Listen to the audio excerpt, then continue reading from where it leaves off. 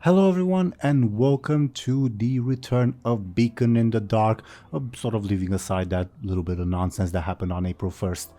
Last time, a bunch of stuff happened, but before we get into that, as usual, let's have the players introduce themselves and their characters. The dice have determined that we have to start first and foremost with DoomGoblin. DoomGoblin, could you please go ahead and introduce yourself and your character? Yeah, I'm DoomGoblin, and I play Captain Bladebeard, a dwarf pirate. And I guess we're gonna talk about what he's up to in the recap and, at the beginning of the session. As usual, yeah.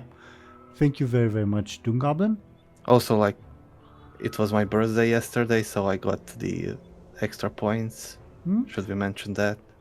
Yeah, I was gonna mention it after the introductions were done, but yeah, thank you for bringing that up, and happy birthday again, DoomGoblin.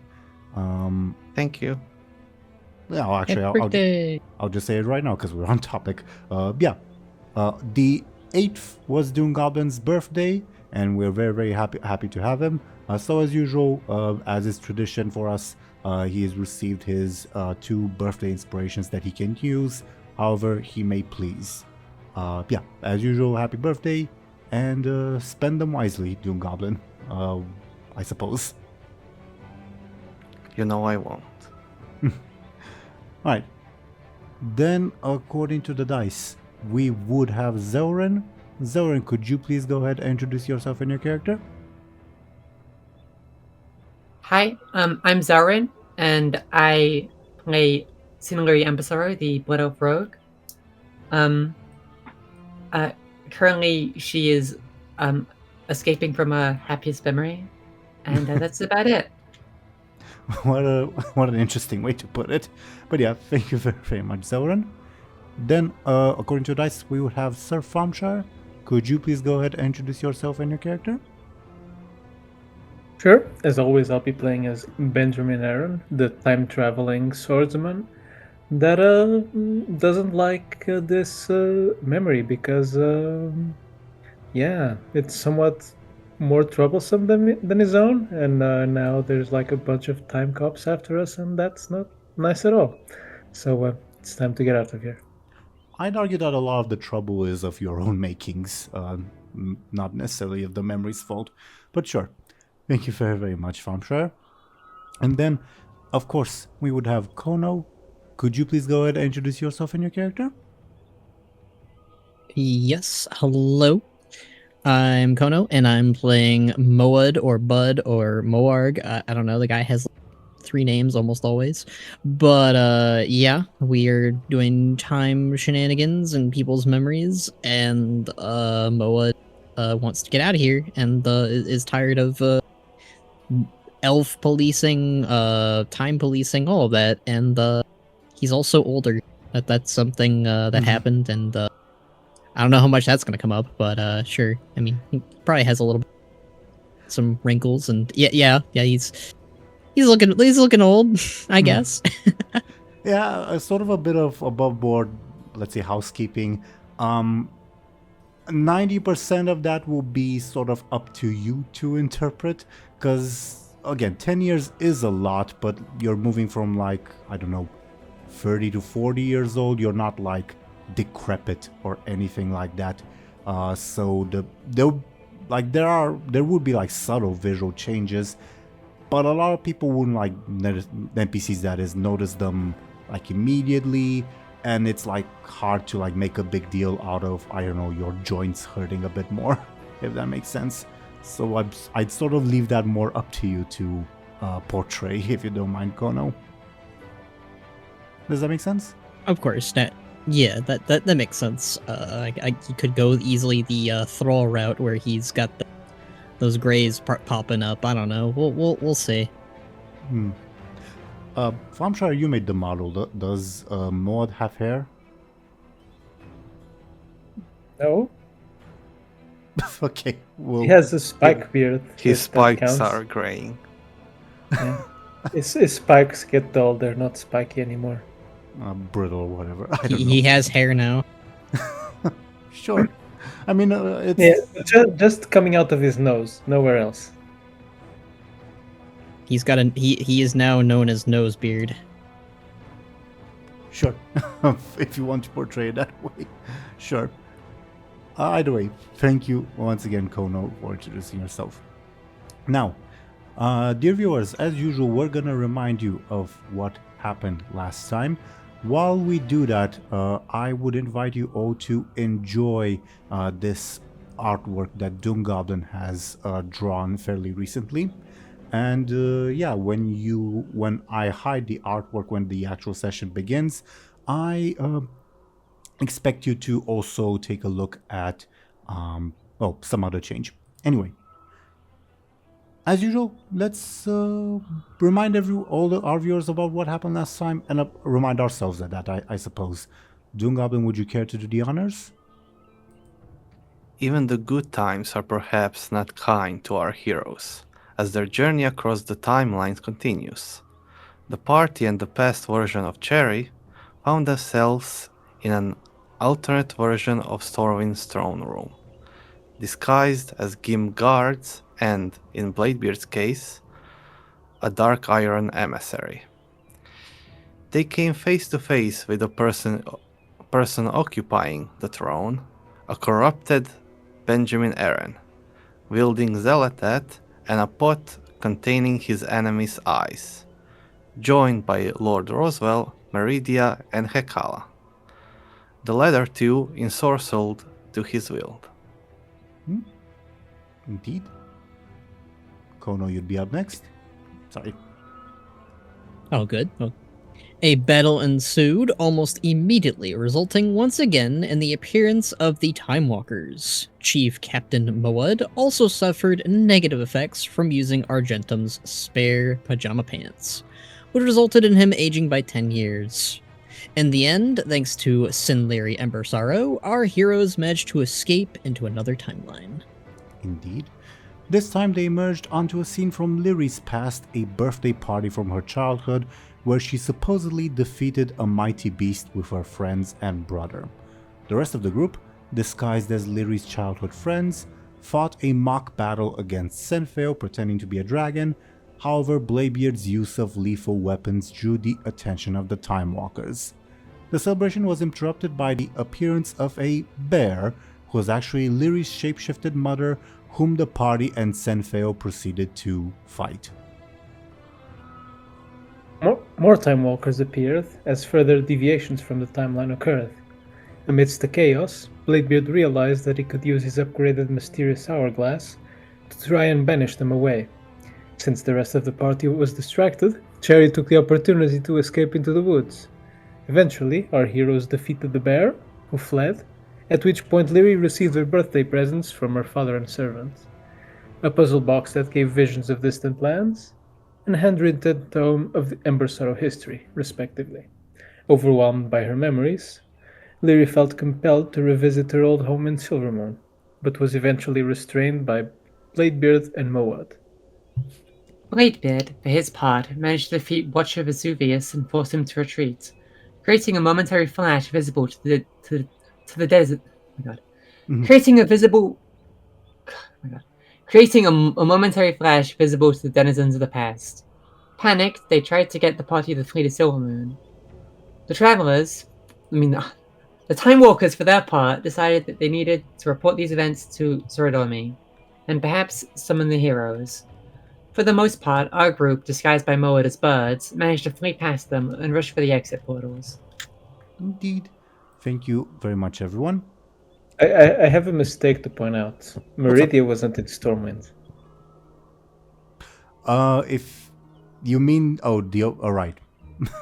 You're right, Pestiferous was there. Though at the time of the episode happening, that name was not, let's say, canon. I don't know what to say. But sure, thanks for pointing that out.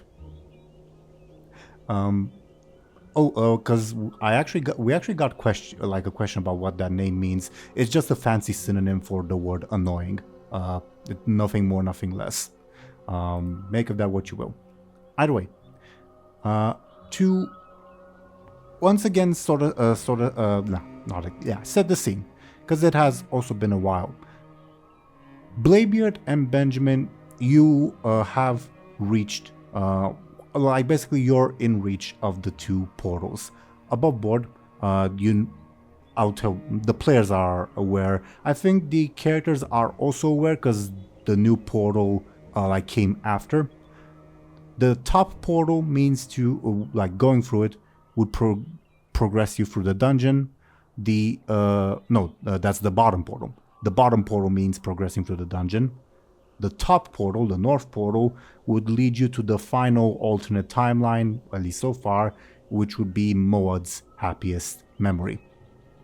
So again, Bladebeard and Benjamin, you arrived there more or less safely.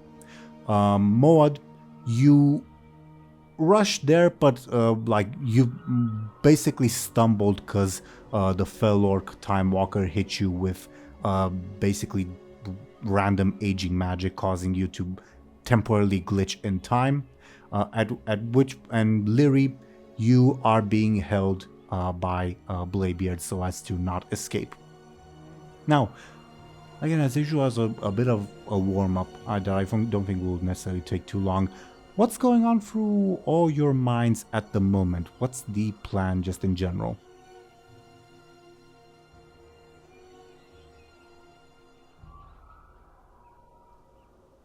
We are birds. You are birds, indeed.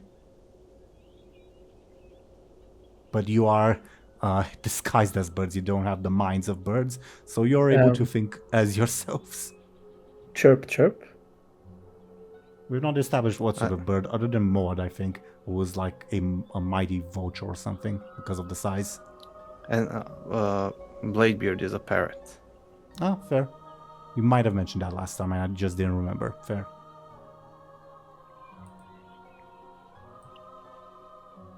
Moad is stuck in time, I guess, and he wants to get out of here. I would say stuck in time is a bit of a strong word for it. You are glitching temporarily. Like you find yourself a few seconds further, then a few seconds back, just because of a result of the Fell Orc's magic. Though, again, you're able to progress, it just feels annoying and confusing for a little bit. Otherwise, Annoying's a good word. yeah, that's fair. Otherwise, this is a bit of above board. You don't have to follow through with this. Last time there was debate of where to go, whether to visit Moad's happiest memory or continue progressing through the dungeon. After a lot of discussion, you guys more or less decided to see Moad's happiest memory, but that doesn't mean that discussion was above board, not really a little bit in character, but mostly above board. AKA, I'm not asking you to commit to that. This is just me reminding you of what you decided last time. If you want to abide by it, up to you. Otherwise, I think we should see what Bud's happiest memory is. I concur. I mean, I was gonna say that it can't get worse, but I'm sure his happiest memories are like war or some shit like Bladebeard, so yeah. Are you getting deja vu, dear viewers? Because those were the exact same arguments by the exact same people that were mentioned last episode. But yeah. Otherwise, I suppose we ought to continue with the initiative order. Because you guys are still in combat at the moment. Sure. Yeah, I suppose so. Mm-hmm. So, Lyri, you are first. Bladebeard is currently restraining you. You're right next to this Time Walker as well, who was rushing to close the portals, but now you guys are obviously in her way, and she is also sort of surrounded on multiple parts. She sort of takes this guard position. She's more of a tank sort of character anyway. What's up, Thompshire? I thought you were going to say something because you were lighting up. Sorry. Okay. Oh no, sir. So yeah, Lyri, it's your turn. Of course, Zelryn, if you have any questions about what's going on, your environment, your current situation, feel free to ask. Otherwise, the floor is yours. So I'm a bird. You are a bird, currently restrained by another bird. Funnily enough, a smaller bird at that. Well, not. I guess Bladebeard would be smaller than you anyway. I guess I don't like play dead or like act like I'm injured. So to like they underestimate my capabilities. In To like terms, build advantage maybe. yeah, I was gonna suggest that in terms of game mechanics. To me, that sounds like trying to create a sneaky advantage. Mhm. And I guess the opposite. Are you're trying to fool your like your party, let's say, or Kessa, the Time Walker. The Time Walker. The Time Walker. Okay, then the difficulty will be the Time Walker's careful that I'm gonna roll. Okay. A 3, the Time Walker got a 5. Oh you're right. I forgot that you devalued your sneaky failure recently. Okay. Yeah. Are we leaving it at that? Yeah, we are. Okay. Then yeah, you're not really able to fool her. Though to be fair, like sort of from her perspective, she's kind of surrounded, so she's not necessarily in a strike first mood, so to say. Anyway, anything else from your turn in terms of movement, narrative actions, anything like that? Nope. Okay. Then it would be Benjamin's turn. You see, well, all of you actually see Moad glitching a little and this Time Walker like taking a defensive position since you've barred her path. Well, I guess as for Benjamin, he's gonna make it to the portal. Oh, you're actually going through? Well, I guess I'll hang around it until everyone arrives, because I definitely don't want to face Moad's happiest memory alone. Fair. So, since I'm not really doing anything, I guess I'll just create an advantage by flying really fast around the portal. If I you can't hit. If you want, there's a mechanic in D&D called basically a ready action, which is like basically you sacrifice your turn so that you can do something turn related later in reaction to something. So I guess sort of importing that mechanic from D&D vaguely, and we can do this for the future as well for anyone else. We can have, if you want, Thompshire, we can have it be that once, I don't know, Bladebeard or Moad or anyone else is through the portal, I go through as well, sort of preparing yourself for that. Though that would be in, like sacrificing, I guess, your movement for this turn. Would you agree? Sure. Okay. Lyri, do let me know, Zelryn, if you would like to do something similar, to sort of apply that rule in retrospective. Yeah, sure. Okay, sure. Otherwise, Benjamin, having forgone your movement, what do you do on your turn? Otherwise, can I still create an advantage or not? yeah, you can. Pertaining to? I'm gonna fly around the portal really fast so they can't hit me. Sure. Yeah, I guess, yeah, it would be a quick attempt at creating an advantage. Yeah, you succeed. You gain 1 charge. Do you have a name for it? You guys still have your advantages, like over here where I'm pinging on the screen.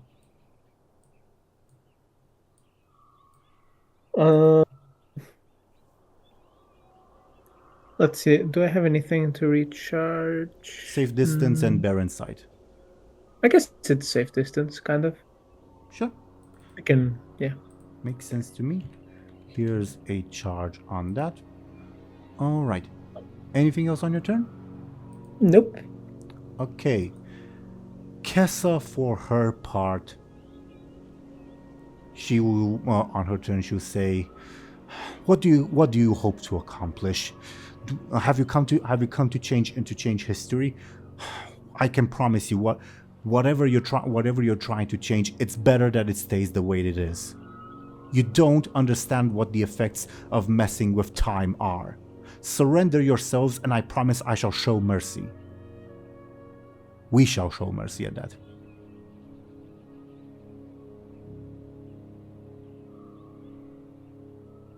Any response to her? Well, yo, we just want to get out of here, man. We didn't come here on purpose. If you surrender yourselves, I can escort you out safely. Though I ask that you surrender those trousers and any other time and that hourglass dwarf and any other time altering artifacts you might have.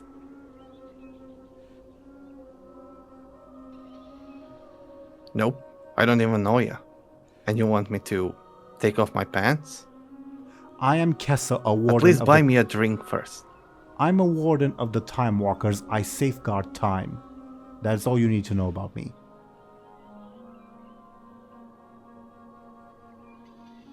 Do you refuse my offer of mercy? Yep, no deal. And she readies herself and... Lyri would be closest in a way, though I don't think Kessa wants to do something so necessarily predictable. So she will attempt to cast a stasis field on Benjamin, I guess. Benjamin, this is an attack, a forceful one. How do you defend yourself? He's too fast to be caught by any spell. He's just flying around that portal like a madman. Sure, Madbird. Sure, making yourself dizzy in the process. Give me a quick. Yep, you succeed and gain an advantage at that. Yeah. Safe distance. Sure. Duly noted. That was Kessa's turn. The bear is not here. Maud and Bladebeard, it's your turns. DoomGoblin, do you remember who was giving Bladebeard the assist? Because I guess it would disappear right now. Basically, it's a +1 that's written next to your name, meaning that you got an assist. I have no idea. I think it was Senfeo. So sure. Really? I think. That's so random. Alright. It is what it is. Anyway, Maud and Bladebeard, it's your turns. You go first. Alrighty. For context, Khono, yeah, as mentioned before, you're sort of glitching in time. You're making progress, but like it's a thing of two steps forward, one step back, and like repeated a bunch of times as you're glitching repeatedly. For the purposes of movement, you still have like your default normal amount of movement. It's just that it feels frustrating, to say the least. I'd say that Moed would try to change his tactics and like do something different, because I feel like he'd be repeatedly trying to just run forward, and get pulled back. So I think he would basically try to like blast himself upward and then like push himself forward with the wind and like, carry himself towards the portals. Do you want... That sounds to me, in terms of game mechanics, like a clever attempt at creating an advantage. Okay. Do you want to do that? Sure, let's go for it. Okay, let's go for it.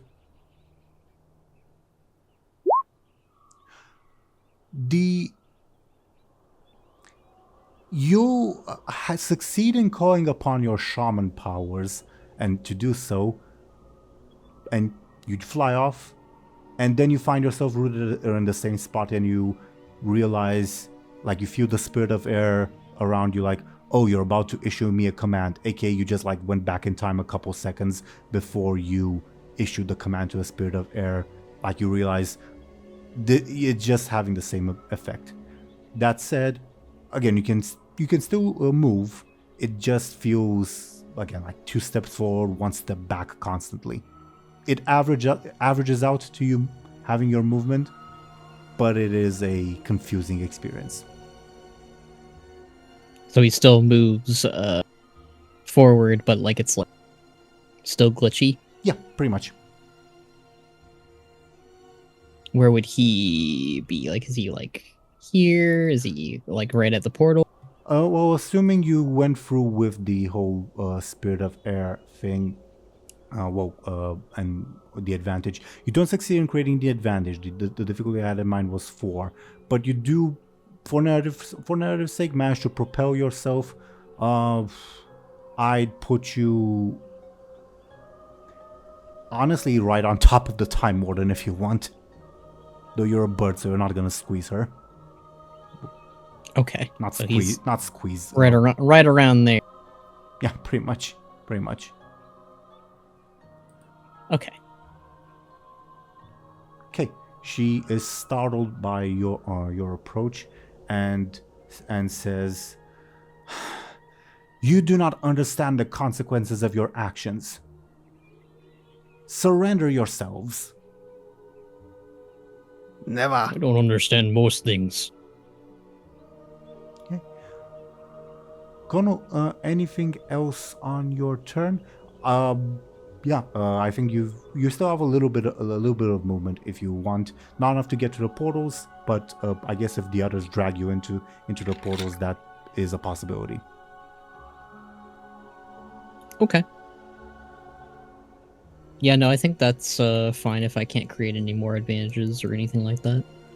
Yeah, you've done so for the turn. Okay. Bladebeard's turn then.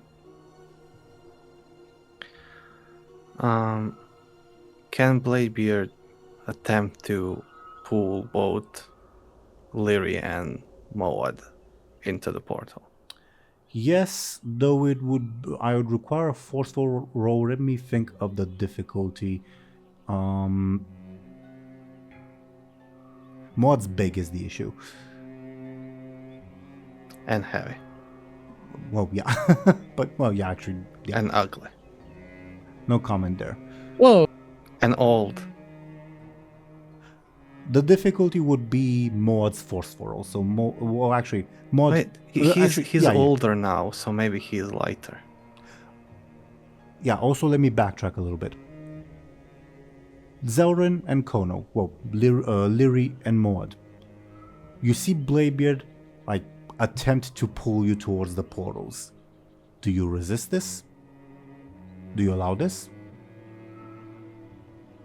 I think Moad's cool with it. That's what he's trying to do. He's trying to get out of here. Okay. What about Lyri?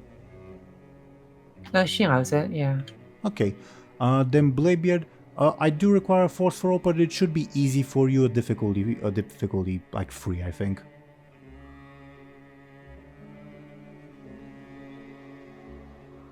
Wrong Bladebeard and wrong forceful. Oh, yeah. Sure. Yeah. You're able to pull Moad and Lyri into the portal. Benjamin, I assume triggering your action of heading in as well? Yes. Okay. And Bladebeard, for the rest of your turn, anything else? Well, actually, I guess you can stay behind here if you want. But now that you've pulled Lyri and Moad into the portal, do you head in as well? Yeah, he'll say to the elf, you'll remember this day as the day you almost, and then he's gone. Nice. Okay. Which portal did you take? The one, the north portal, where Benjamin is? AKA Yeah. to Maud's happy time? Okay. Yeah. Then, again, I ask you all to give me a little bit as I arrange stuff on screen for Maud's happy time. While I do that, feel free to discuss among yourselves as you're venturing through time and the like, as Kairos, who is still a rock in Benjamin's pocket, will say, well, that was uncomfortably close.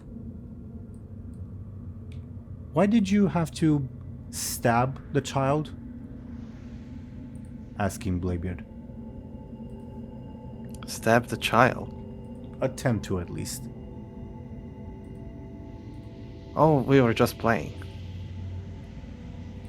Right. He was pretending to be a dragon. And what were you pretending to do while throwing knives at the fellow? I was pretending that I was killing a dragon. No offense, you being a dragon. It was just a game. Right.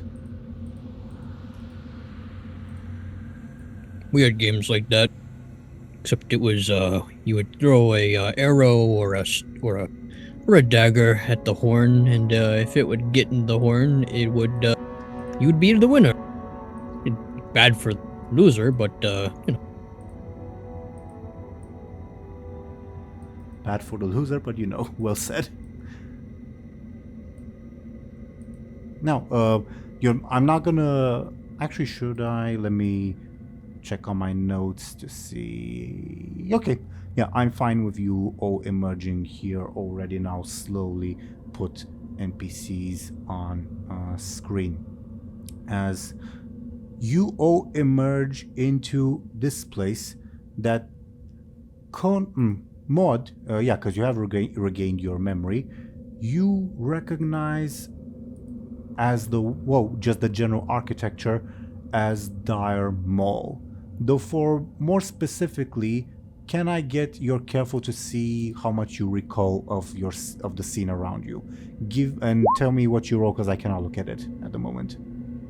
I got a 1. A 1.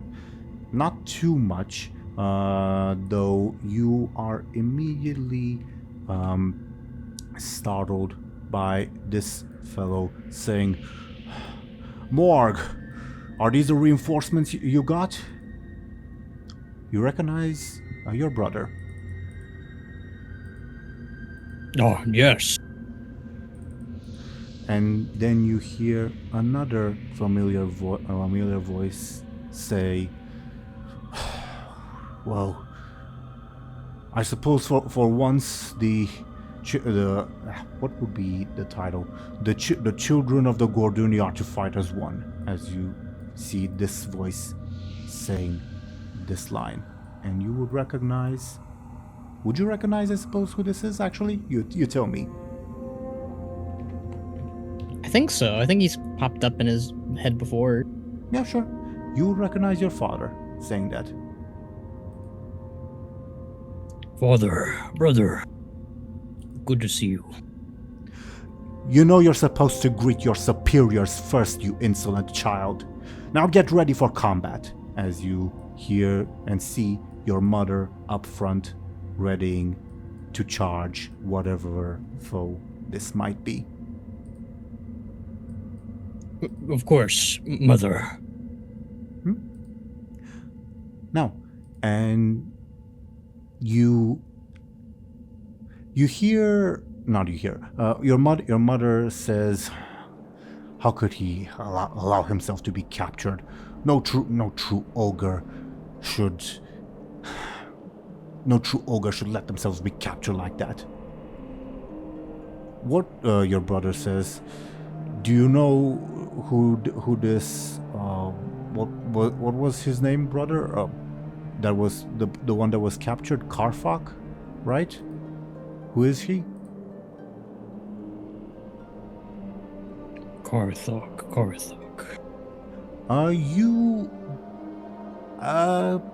Give me, I guess, a careful, but it should be an easy roll. What did you get? Because I can't look at the screen at the moment. I got a -2. Okay. Then anyone else in the party also feel free to roll, though the difficulty will be higher because you guys have met Karfak. -1. Anyone else rolled? Benjamin got a 4. I did, yeah. Yeah, Karfak. You will... Actually, I'll put him on screen. You know as this individual who was, back in the day, Moad's old rival.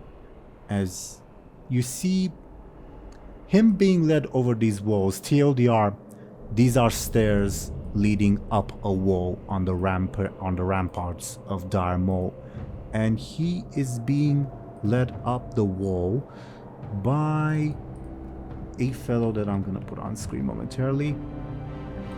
This individual that says, "So you've come to stop me? Do you think that anything can stop my sorceries? All of Eldrafalas shall succumb to my power, and none of you invaders can stop me." Morg, you see Karfak bruised, beaten, and something. He will never forgive you for seeing him in this state. You see that he's crying. Well, actually, not that you necessarily know who he is because you fumbled that roll, but Benjamin does.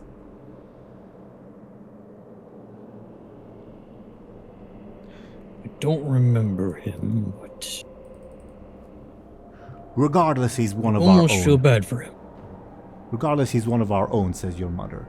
And the Night Elf says, "Arise, my minions. The sacrifice cannot be halted. Protect me while I make ready for the final offering." As several of these individuals, not the entire fucking map, begin appearing on screen.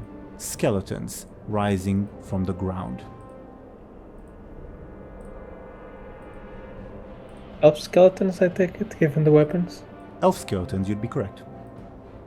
Well, not that you can really differentiate an elf skeleton from a non-elf skeleton, because they don't have ears, for instance, anymore. I mean, they stand differently, I can tell.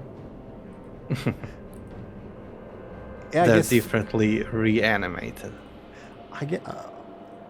Sure, I can imagine Thompshire can tell. I guess Benjamin can tell too. No, I can't. There's no elf skeletons. Ah, fair. And more will appear as the Night Elf continues casting his ritual. Now, there are a bunch more things that I need to put on screen, plus write the details of what it means to have the aid of Moarg's family. While I do that, feel free to strategize for a little bit as What do we look like? mini ogres. Mini I ogres. was just like So- vertically challenged ogres. More like child to teenage ogres, and sort of noticing that your father will say, Moarg, you brought children to this fight? And your mother will say, they have to learn sometime. Moarg made the right choice. They will learn well, and they will fight well. I hope you know what you're doing, my son, says your father. I do. Otherwise, as for what each of these ogres can do to aid you, your mother, as she's an inspirational leader for anyone who fights alongside her, aka like close to her, they get a +1 bonus to all of their rolls. Your father, who's on the left, can basically do a barrel roll once per round. Let's say you tell him barrel over to here-ish. He'll go over there and knock everyone in his path, well, provided they fail a check, and carve a path through that way.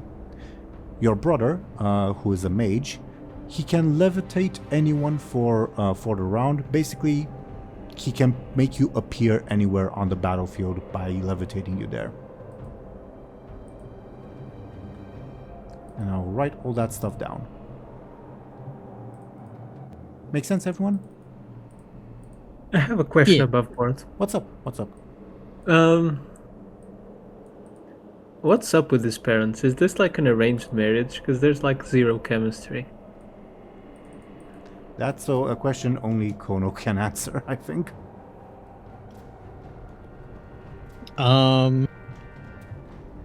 Nothing arranged, but I think the best way I can describe it is the father had a turning point, and the mother doesn't like that. They used to get along, but parenting issues. Once baby Moad or Moarg came along, and then the little brother, everything changed. That's the best way I can describe these two. Can one of us smoke the pipe? Good point. Good point. Thank you for remembering that, DoomGoblin. I forgot to ask, who would be holding the pipe that would allow you to clear your stress and like level 2, in some cases 4 consequence? Feel free to decide on that. Should it be Moad again?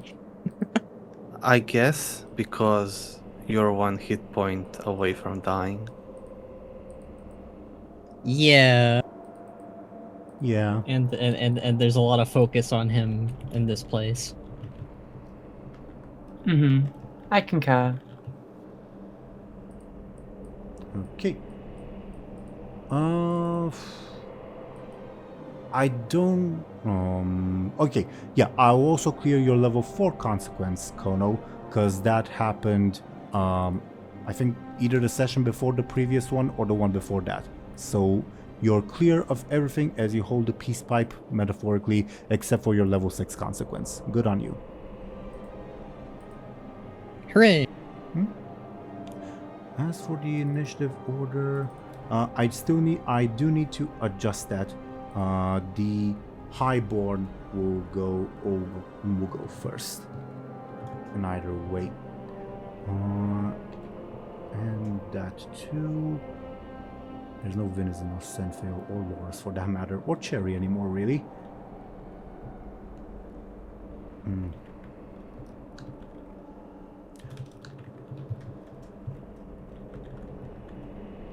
And the ghosts will go after Benjamin.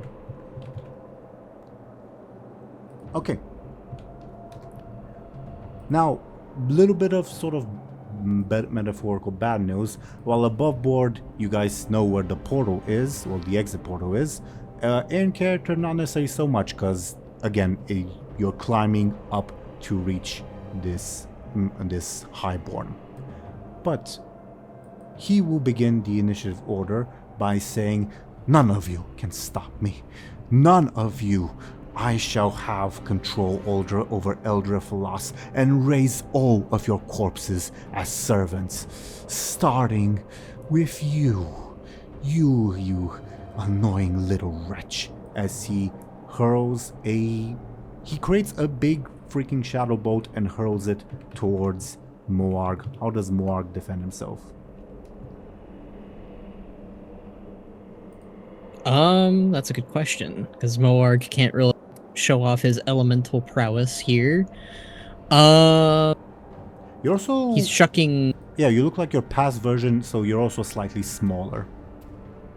On that note. Smaller and lacking a second head, technically. Yeah. I'd say Moad, or Moarg in this case, would, Yeah, I think he would try to smash his weapon against the blast coming his way. Sounds like an attempt at a forceful defense.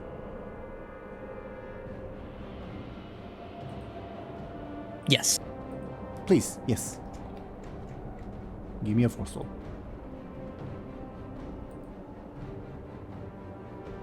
Okay, that is... I don't believe you have many stunts that can help you. No, you don't. So that is 7 points of damage coming your way. Ugh. Trying to see if I can mitigate that in some fashion without... I'm not going to use my cake. I don't think re-rolling would help.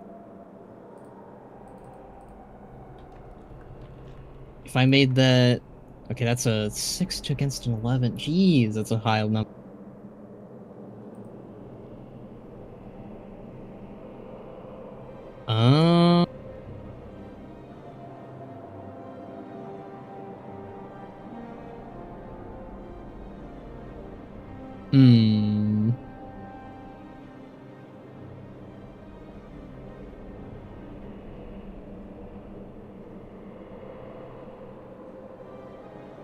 I'm trying to think of what I could do here because I don't think re-rolling would help.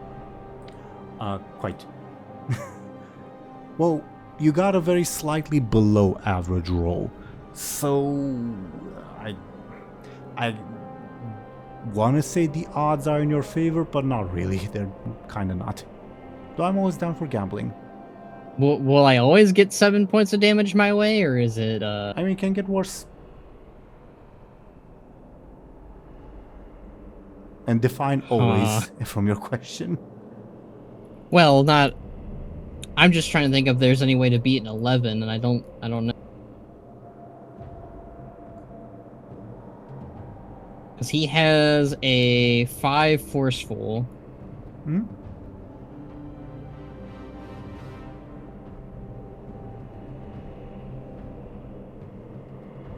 I guess I'll re-roll. Okay, what are you invoking? I will re-roll with the aspect of Rage of a Warlord.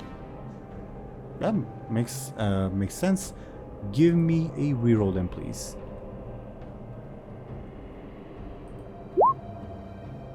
I mean, it's better, I guess. It's just 6 points of damage.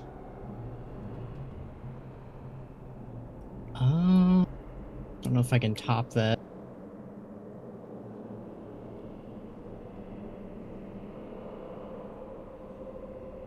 If it's... That's a 6 consequence or a level 2 stress and 4 consequence. Well, you've already taken your 6 consequence, so you can't take it again. So it'll be, as you said, a level 4 and 2, or 1 stress, 3 stress, and 2 consequence. Either way, that's bad. Ugh. Quite.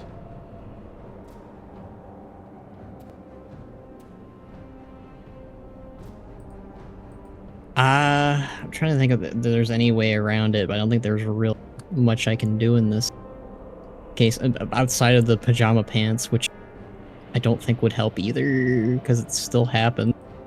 You can use them to undo his attack, meaning he would roll again. Is 11 his best? 14 would be his best. His average would be a 10. Okay, that's not really, Mhm. I don't think re-rolling would help me much. Okay. Alright. I will... Let's see. Level 2 stress and 4 consequence, then. Okay. Just give me a second to do some things. Okay. Your level 4 consequence will be Touch of Death as this shadow bolt knocks into you, draining your soul away. Ugh. Moarg, watch yourself. I taught you better than that, says your mother. Are you alright? Says your father. I'll manage. We push forward, says your mother. The Highborn, for the rest of his turn, will say, oh, we're not done yet. We're not done by any means. Get over here, you oaf, as he drags Karfok onto the sacrificial table. TLDR, you'll have 5 rounds of combat to save Karfok before he gets sacrificed. The counter will start on Karfok's turn in the initiative. Otherwise, that was Hersunius's first action. On his next action, because he gets 2, I'm gonna... what would be the... 2, 3, 4... Let's do it like that.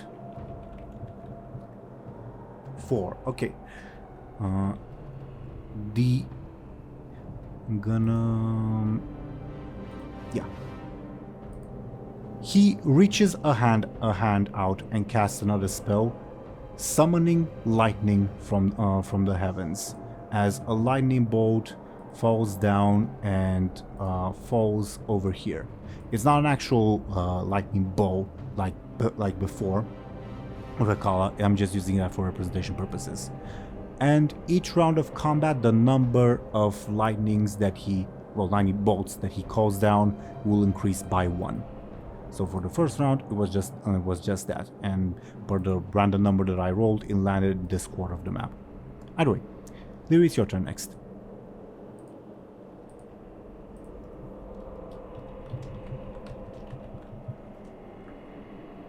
Zelryn, are you with us?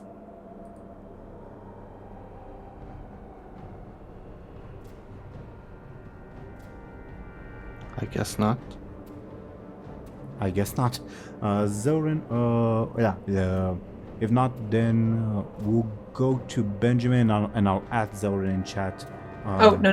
I'm here, sorry. Oh, no worries. It is your turn. Okay, I'm going to try building some advantages by, okay, so we're next to Moag.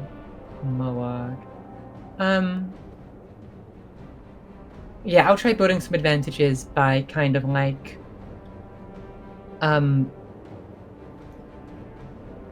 there's other ogres here, so I'm like raise my weapon and kind of like try to corral them into like a fearsome mood. Sure. Interesting. Okay, give me a flashy for your attempt to be inspirational for your other party members. Okay. Yeah, that's enough for one charge, as Moarg's mother says. Well, you've got spirit, little one, but focus on the battle at hand. Do you have a name for your advantage? I guess Bloodlust, maybe? Bloodlust. For ogres. Sure. There's Bloodlust over here. Okay. Anything else on your turn, including movement or anything like that? I'll move towards the like skeletons. Sure. As far as I can get to like these ones. You can get all the way there because you're pretty quick. Okay, I'll go there.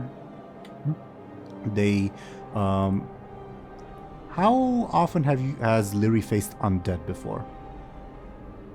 Obviously, there's the whole Scourge invasion, but I don't know how active of a participant she was, so to say. I feel like she probably has not seen like that many outside of the adventures in with the party. Fair. Yeah, then these ones shamble forward, ready to face you. I don't think there's much of a parallel that I can bring up. Okay. Anything else on your turn? Nope, I just prepare to fight. All right. Benjamin, then it's your turn. What shall be done?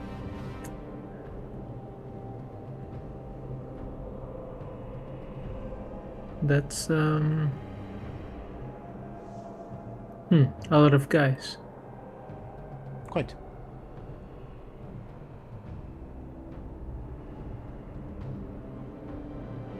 Is this wall here climbable?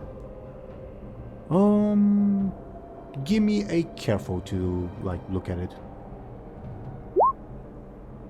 Let me remember if your stunt is on overcomes. Yeah, yes it is. Okay.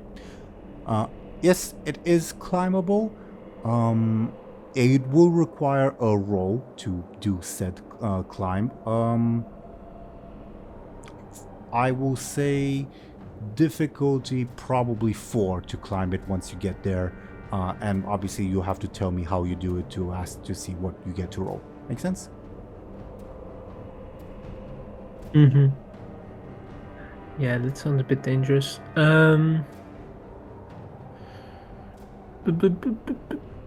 Yeah, I'll go ahead and run up to these skeletons and do a slashy slash on them. Okay, they shamble forwards to face you. Sounds like a forceful attack to me. You described it.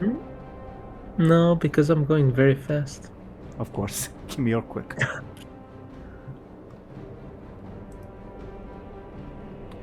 They got lucky, but Oh, what? you take out one of them with the rolls the way they are. There's 3 as per the image. Sure. You slash down that one, and Morg's mother says, "Children, you take that front. Morg, you're with me. We're taking the other side." Right. Anything else on your turn, Benjamin? Nope. Okay, the ghosts on their turn. This one will float forward and basically try to possess you. How do you stop that from happening, Benjamin? Up easily, Possess? I imagine. From your perspective, it's as if it's just floating towards you without any intention of stopping. It's like looking to be aiming specifically for you.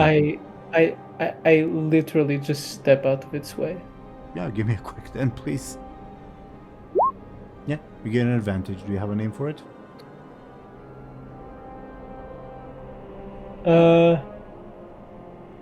Out of the way. Out of the way, sure.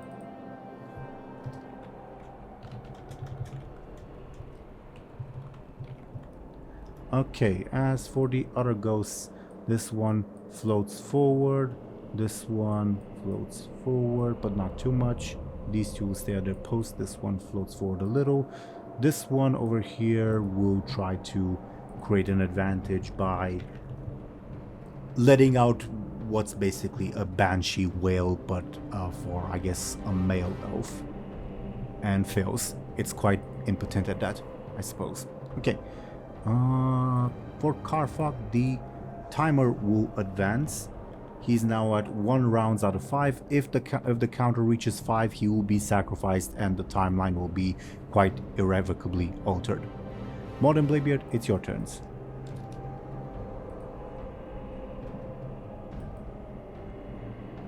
Okay. Well, Moed would join up with his mother, obviously, because that's what she directed him to, and he's very well aware that he was a avid follower of his mom.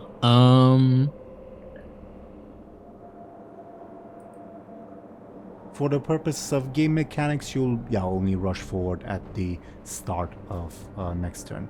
But if you're next to her, her bonus will apply to you. Of a +1 to anything. Yep.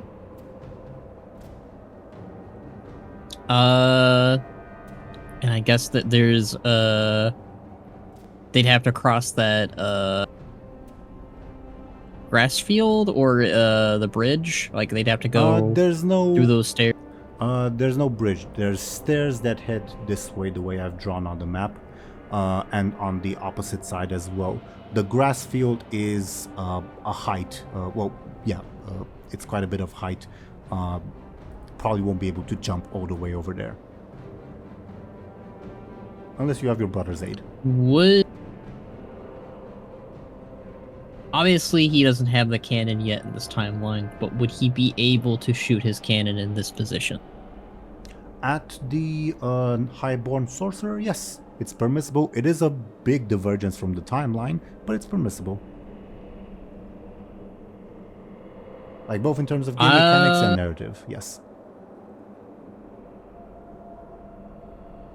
I have it would be a clever thing, and I might use 2 of my things to make it work. One with the Warlord Remains, where like he asks his ancestor for advice on how to hide his cannon from the Time Walkers. Sure, give me your clever roll, and based on the roll, an ancestor may provide advice or not. Okay, with a 5, with your stunt. Let me look at your family tree again, because it is a good question. Which ancestor would help you with this? It'll be Kaibutsu. Yeah, of course it'll be Kaibutsu. Duh, that was a stupid question. Your rogue ancestor. Kaibutsu, you spot him in the greenery ahead, like right below the Highborn's overlook, hiding behind a tree, of course ready to strike. And Kaibutsu, he whispers, though oddly enough you hear his whisper, best not to think about it. He whispers to you, maybe ask your dragon friend that Benjamin's carrying like as a rock to make the cannon period appropriate. That's the word, right? Shh, don't tell them I'm here. So. Don't tell them I'm here. Don't answer. Don't tell them I'm here. I agree, Wind. Kaibutsu blows air out his mouth to mimic the sound of wind. He's so talented. Quite. What would be a time-appropriate cannon, like Moarg just carrying a ballista or something? An elven ballista or some magical mumbo-jumbo that the Chandrolar, the Highborn, made that Moarg perhaps looted on his way here. Because it would be like explainable to his family, because Moarg arrived late with reinforcements. Yeah, I brought children and Yeah. a ballista. Hell yeah. That's just Moarg. That's a Tuesday for Moarg. Yeah, I think he would ask Kairos the Rock for exactly that, to make a... Sure, but Kairos is in Benjamin's pocket and Benjamin's on the other side.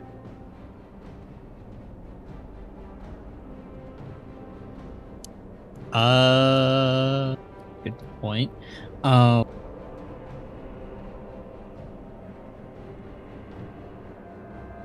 Would he be able to walk over there and do it, or? Yeah, you can. You can, though you are like countermanding your mother's orders, which will certainly disappoint her.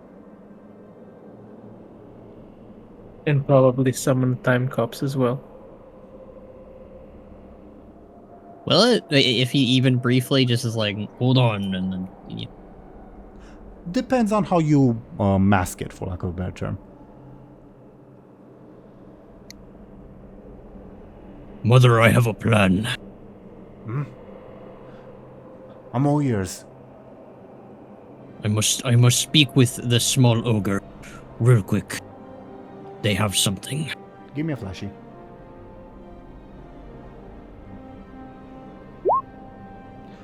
I'll hold the line while you go.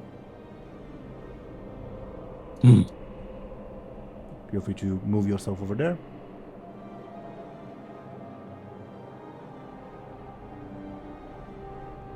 And yeah, then he would whisper quietly over to Benjamin and the Rock. Make my cannon time appropriate. Oh, Kairos says from Benjamin's pocket. Of course, how could I forget? Certainly, there should be that odd experiment. Right.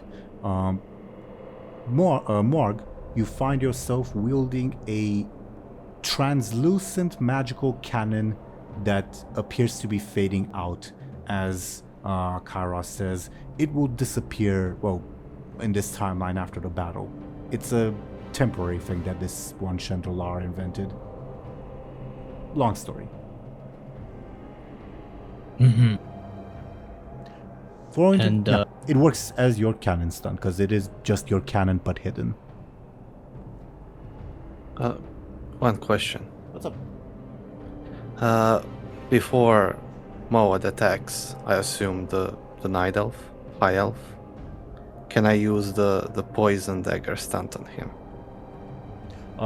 From my point of view, it's permissible, but of course you guys decide, because you guys share the initiative order. Aren't like stunts above the order or something? Case by case. So let me check on yours. Poison daggers.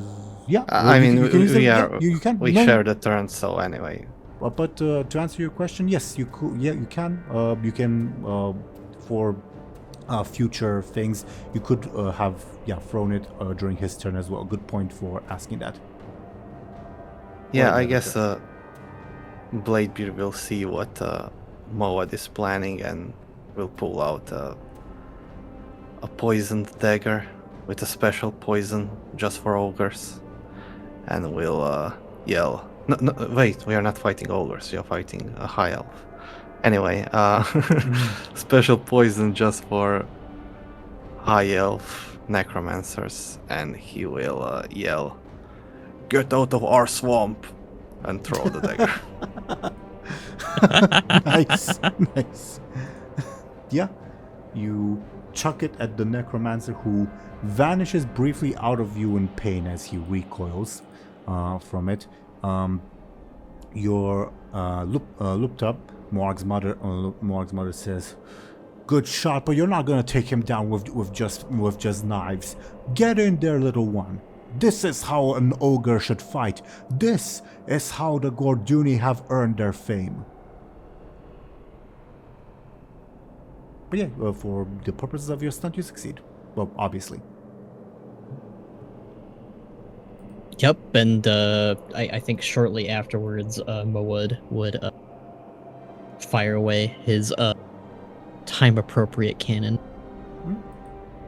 For the sake of it, as the Highborn re-enters the view, I imagine that's when you do so. As he prepares to taunt all of you, I imagine that's when you unload on him. Give me a forceful... Wait. What's up? Could I, perchance, assist him with my stunt? Let me see. He did ask for Benjamin's help with his mom too, technically. The keen senses stunt? Thompshire? No, the axe, as in like we do like a super cool combo attack. Oh, yeah, sure. Interesting. Technically permissible, sure. Then, Khono, let me think, like, total up the bonus. Yeah, I'd give you like a, let's say, plus 13 bonus. No, plus 14, actually. With Plus 14? To a Okay. forceful attack. Alright. That's a 5, so that would be a 19. A 19 to his 6. And yes, DoomGoblin, I did take your poison into account. Yeah. Okay, 13 points of damage. How this fellow take 13? How many are needed for a knockout? 18. To answer Thompshire's question. You can use my advantage if you want. Sure. Okay, so 15 points of damage coming this fellow's way, which would of course be quite bad. He will use a fate point to bring it back to 13. Did I say that right? Yeah, 13. Let me write that down so that I don't forget in case we do more roll improving. Are we leaving it at that? Do you all let me know?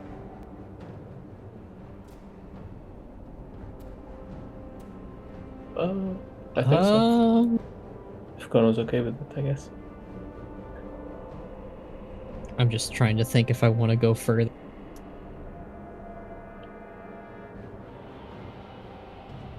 Because I could do double trouble.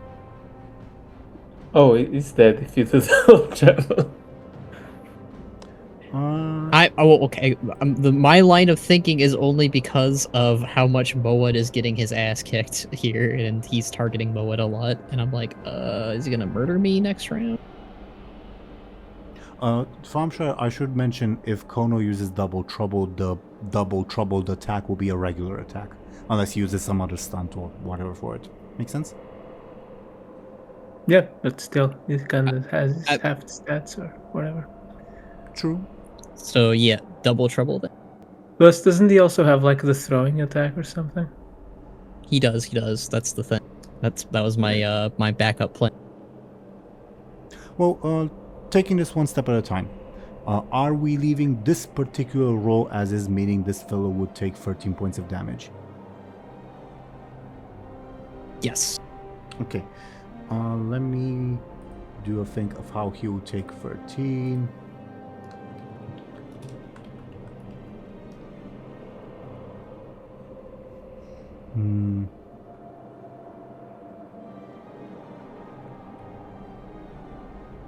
Yeah, it would have to be a level 6, a level 4, and a free stress. What's the level 6 and 4 consequences that you inflict on him? Again, a 6 is a grievous injury, like a downright crippling, maybe even life-threatening injury, and a 4 is still pretty bad. Let's go with... There's a dog outside. Weird choice. Well, let's go with disarm. Okay, for the level 6, I'm guessing you take out his arm? Yes. Okay. Impressive. And the level 4? Let's call that Pride of the Gorduni. Pride of the Gorduni, nice. You blast this fellow away. He tries to shield it by weaving a spell, but your cannon blast rips right through it, ripping that arm with it as well, making him lose his dominant arm. Yeah, he's quite in a bad shape as he recoils in pain and just screams in agony. Not really very eloquent otherwise. Taste the might of the joint Gorduni. Your family cheers at what you've just done. Yep, and Moed would raise his fist in the air afterwards. Your brother will say, good shot, but I don't think he's dead yet. But good shot, though. Yeah, we'll get him. Anything else on your turn? Yeah. I will, do a double trouble. Okay. To do what specifically? You have an extra attack. How do you attack him? I'd say Moed would, pick up a rock, and he would chuck it, and then with, like, a torrent of, like, either, like, his control over the earth or wind, he would, slam it in the face of the elf. Sure. Sounds like a forceful, a forceful attack.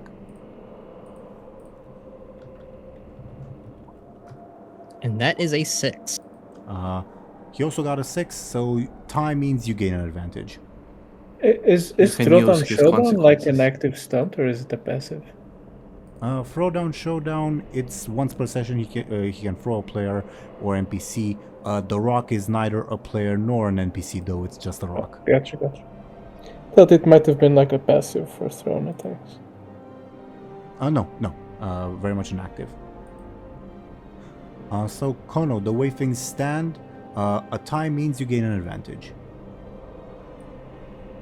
Let's throw that onto Pride of the Gorduni. Well, that's a consequence, not an advantage.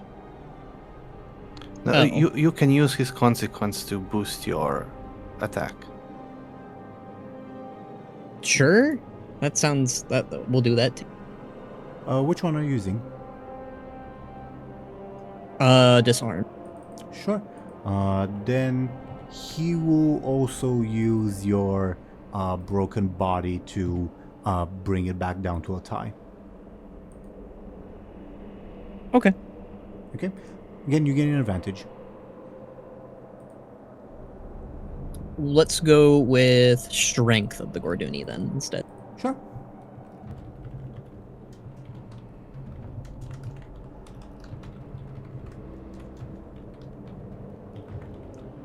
You are not able to hit him as he swats it aside with a burst of magic, but he's clearly weakened and he looks at you with absolute hate as he points a sword at you. Can I get a careful? This would be an easy roll, actually, for anyone.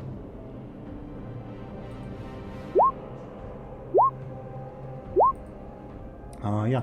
Moad, you would notice this. So would Benjamin. Yeah. The sword that this fellow is pointing at you is this fancy thing. Oh, not exactly fancy, you know what I mean. He points it at you in challenge. And you recognize it. It's a Moad. It's the sword that you later come to wield under Captain Bladebeard's leadership, let's say. Oh. It's his season 1 weapon. His season 1 weapon. Yeah. Where did Crazy he get the callback. second one? What did you say, Thompshire? Where did he get the second one? Somewhere. But yeah, Maybe he got it here, and it's a paradox. maybe. Anything else on your turn, Khono? No. Captain Bladebeard, then it's your turn.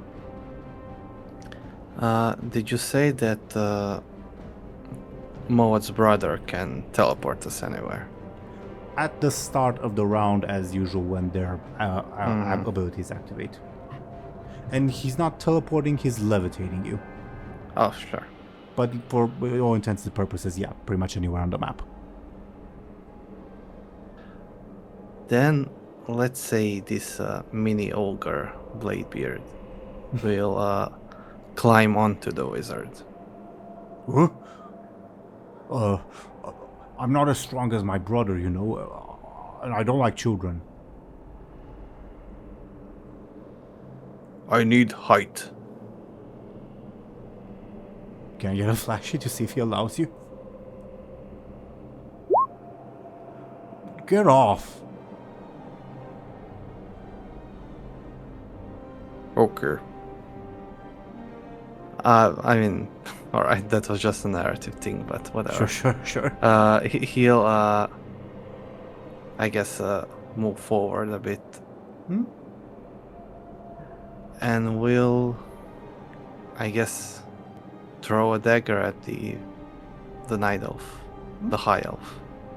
Give The me highborn night elf. Quite. Give me your force. I always found that weird. That, like, the highborn thing. Like,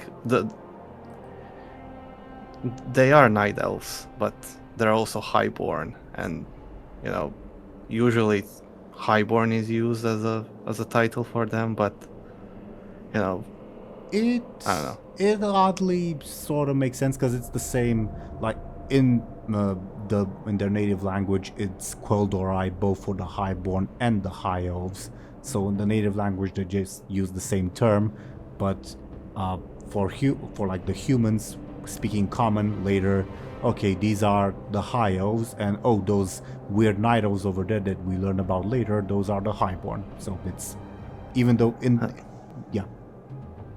I believe, you know, we do like the guessing game thing in our Discord. For one of the answers, I was like, I wanted to write like a highborn ruin, but that didn't make sense for me because that could mean like anything highborn or ruin. It could be like human highborn. So I wrote like highborn night elven ruin, and that also sounds stupid. Anyway, I appreciate the clarity, but sure. I'll throw a dagger at him. You have a +1 bonus from being near the leader Lupta. Give me your forceful then. So a 7 to his 4. I get +2 because it's a bladed weapon. Okay. So it's a 9. I'll just write it down to remember it. 9 so far. Then... yeah, that'll be quite bad. He'll use a fate point to bring it back to 3. And he'll use another fate point to bring it to 1. To 1? Wait, let me see. What can I use to... I can add +2 by using Pride of the Gorduni. You can. And yeah, but that wouldn't kill him yet, right? you're correct. He will use your broken nose to bring it back to 1. Yeah. Was already marked off, but that was for the previous fight, so good thing that, yeah. 1 point of damage sounds lame. I guess, sure. Whatever. Sure. He'll take his level 1 stress. As you do nick him with the dagger, says, "Fools. All of you are fools. Nothing can stop me. Nothing. I shall become immortal, and none of you can stop me." It's all Ogre for you, man. Morg's mother tries to smack you. How do you defend yourself? This is not an attack, it's just It's a not her turn. Not an attack, just a narrative. I will try to... God damn it. I will... I don't know. Try to block her attack with my strong arms. Give me a force, please. This, again, not an attack, just narrative. She smacks you and says, "Be serious. One of our own's lives is at risk. You will not get far in the tribe if you always make light of danger, young one." Okay.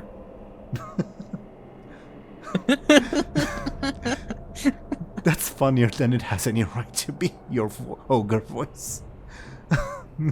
Anything else on your turn? I think it's funnier to me because he keeps saying the same phrase. That's what Bladebeard thinks Ogre sounds like. Fair. Okie dokie. Yeah, that's it.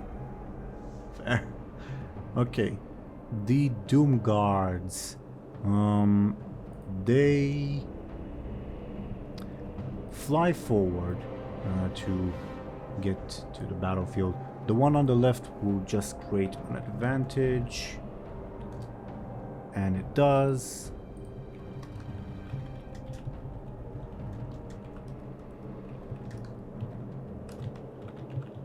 As for the one on the right, as it flies forward, it... Yeah, Doom Guards are... Oh yeah, no, they do have spells. I don't... anything that comes to mind regarding Doom Guards is their Warcraft free spells. Not so much their... whatchamacallit, World of Warcraft spells, because I never played the Warlock. So... in Warcraft 3, what do they do? Well, sure, yeah. They'll cast Inferno on, I guess... Yeah, Benjamin, sure. Benjamin, how do you defend yourself from fell fire coming down from the heavens upon you? I kind of run out of the blast area or whatever it is in Warcraft 3. I Yeah. think, do Beat Lords have that ability? I think it so, was right? Guards. Anyway, sure. Either way, these guys can do it. Why not? Give me a quick then. This is a forceful attack, so just 1 point of damage coming your way. Well, just, you know what I mean. Yeah, I'll take level 1 stress. Yeah, okay, you can, yeah. As you're pelted and your clothes catch fire as these mini meteorites fall down upon you, as the Doomguard proclaims something at you in Eredun. Okay. As for the skeletons, this group will attempt to attack you, Benjamin. How do you defend yourself? They will try to swarm you in your time of weakness.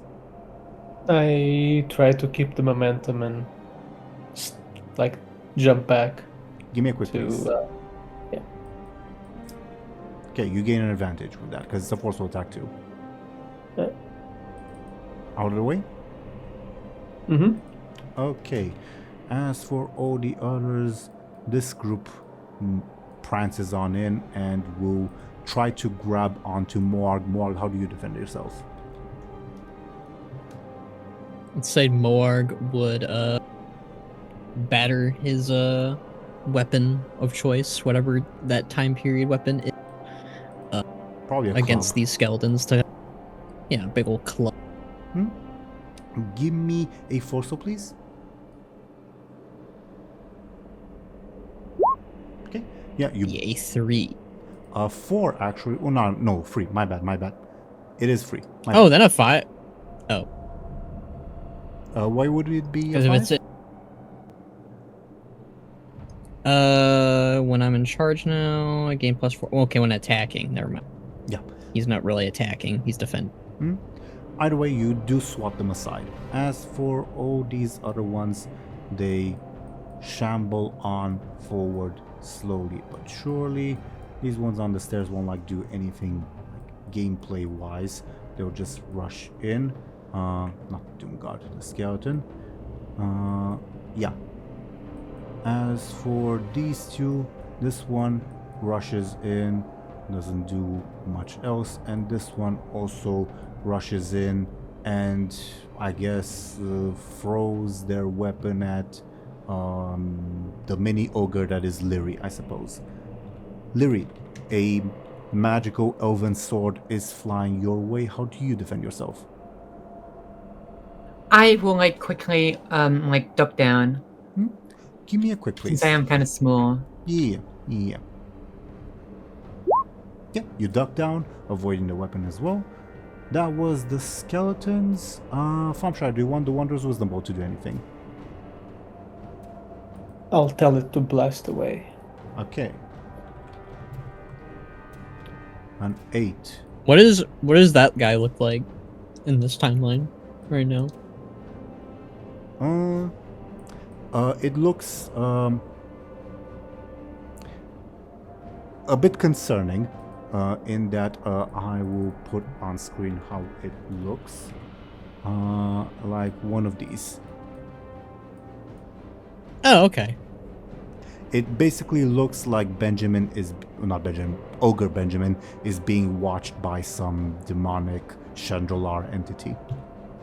But yeah, with a roll of 8, your Wondrous Wisdom Bow gives you a one-eyed wink. Basically looks like it's blinking.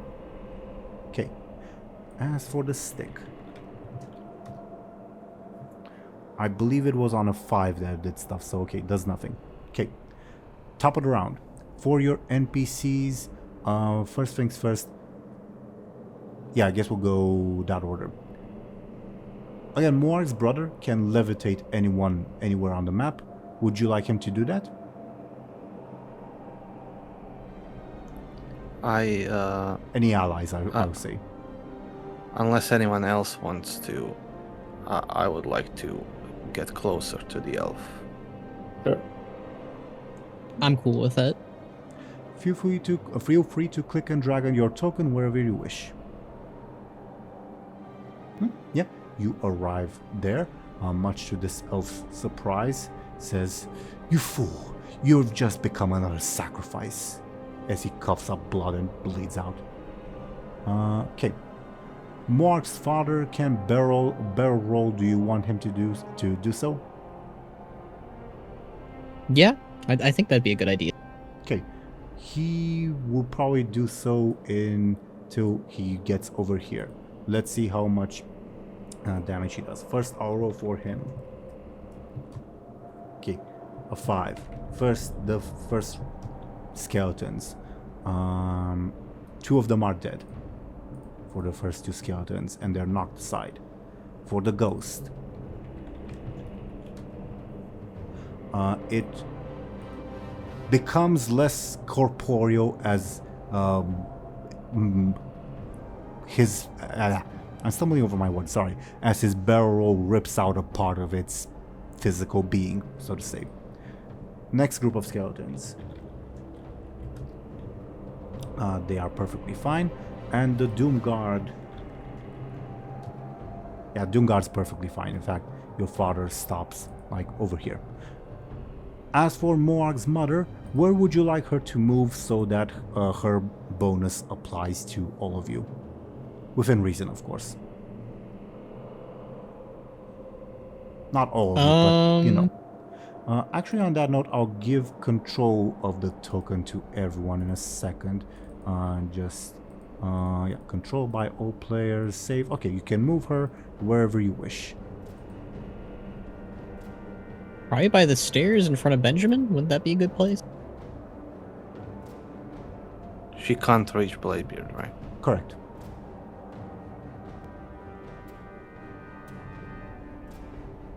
Feel free to click and drag her wherever. You have control over her. I think she runs away. Mhm.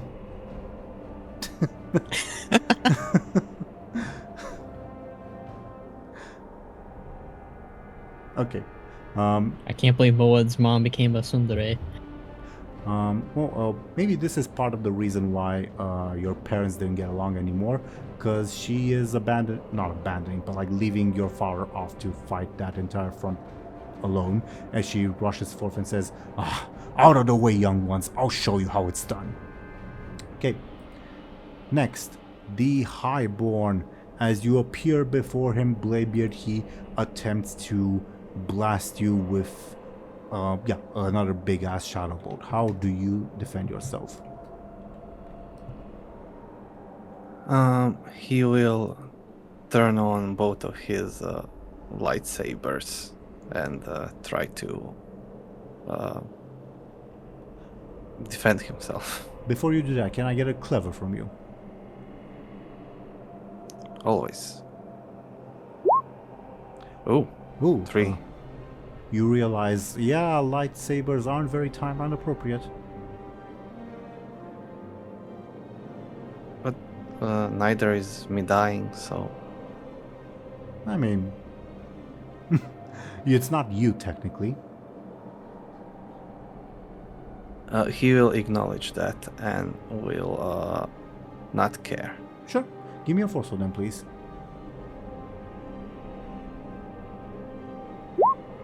Okay. Do you have any stunts or anything like that that Nope. help you? Okay. So that's 2 points of damage coming your way. I'll use 2 arcane saber advantages to add +4. Okay. Yeah, negating his advantage as well. Okay, as you effortlessly dissipate that, says, how can this be? No, nothing can stop me. Do you understand me? Nothing.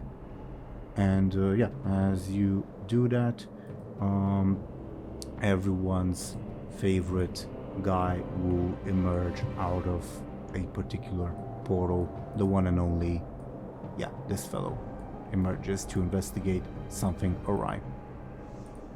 Time to beat him up again. Potentially. Wait, is he wounded? Oh yeah,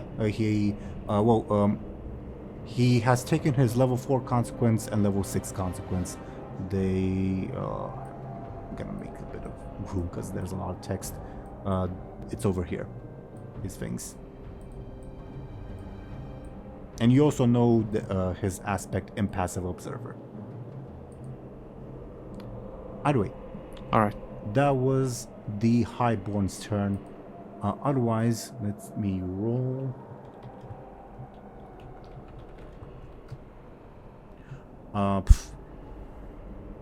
Let me roll another number. Okay.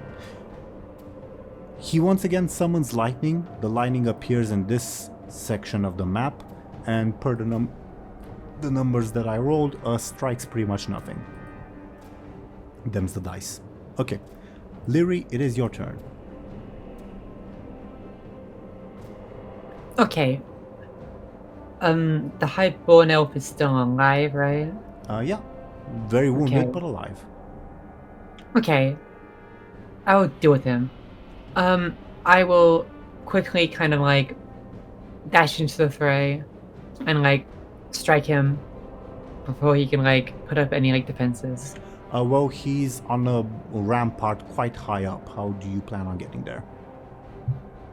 Oh, oof. I will like.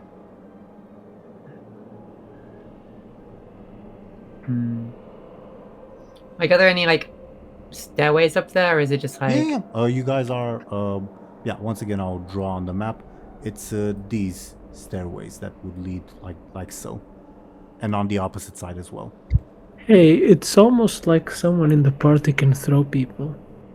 Just I saying. was gonna say something. No, okay. Yeah, Lyri will like indicate to Bud to like throw her up towards the like sorcerer. We'll Hey, get him. throw me up there. Okay, Lyri will let this happen. She'll like. Feel free to move your token wherever you wish. Yeah, Okay. Moa picks up the tiny ogre Lyri and chucks her. Your mother says, you know what? You trust her to know what she's doing. The sorcerer's over there. She can stab good. If you say so, Okay. my son. Yeah, you are thrown.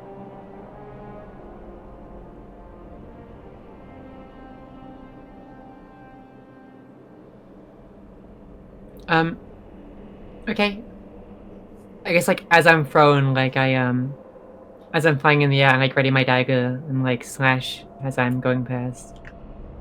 Oh, okay, you're doing... Okay, interesting. Sounds like a quick attack to me. Okay.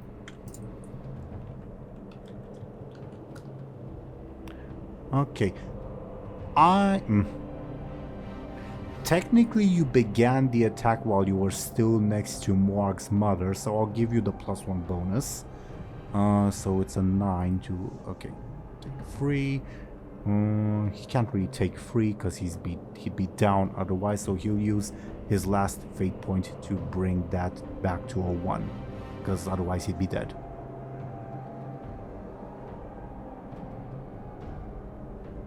Also, feel free to move your token to wherever you would like to land.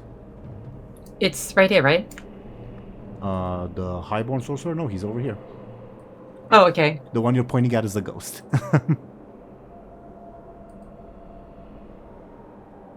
Okay. Are we leaving it at just 1 point of damage? Yeah, that's fine. Okay. Then he'll take his level 2 stress. But he's nevertheless battered and wounded as he falls to the ground, clutching. What the fuck is wrong with me? He grabs his shoulder, neck, wherever you hurt him, in pain as he crouches, and he says, "I am immortal, you fools! Nothing can stop me!" Anything else on your turn, Lyri? Nope. Okay. I just prepared for a prolonged fight, I guess. Surrounded by these foes. Okay. Benjamin, then it's your turn. Indeed. Let's see. I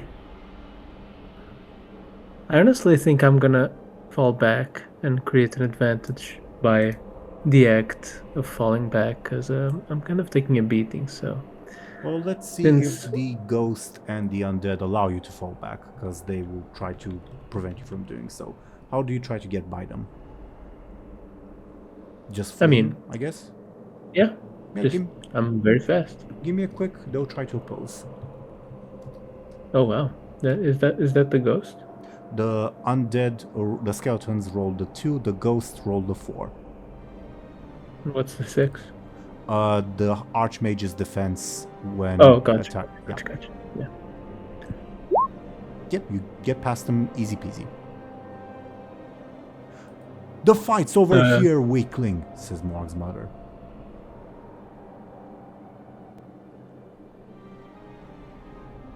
Benjamin kind of looks around and thinks of Bladebeard's ogre voice, and he's like, "Okay."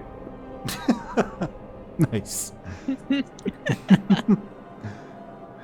You're a disgrace to the Gorduni if you run away. You know that. Okay. Morg, talk some sense into him. Good back here, little one. You must fight well. 5-minute break. That's funnier than it should be. Okay, you still have your turn. Like my advantage was, the act of getting away and getting some distance from the enemy. Sure. Give me another quick. That was the first one. Was just the overcome roll to actually get away.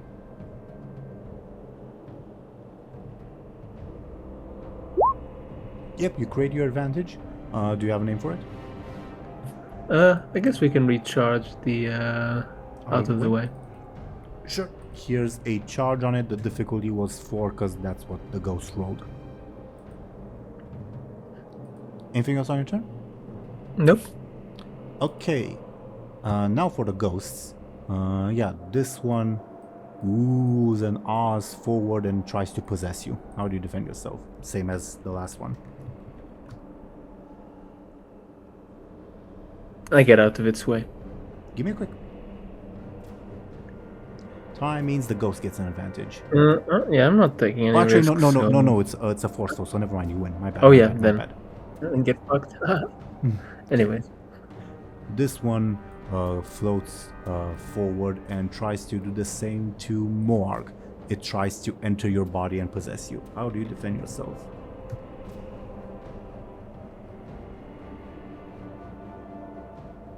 Khono?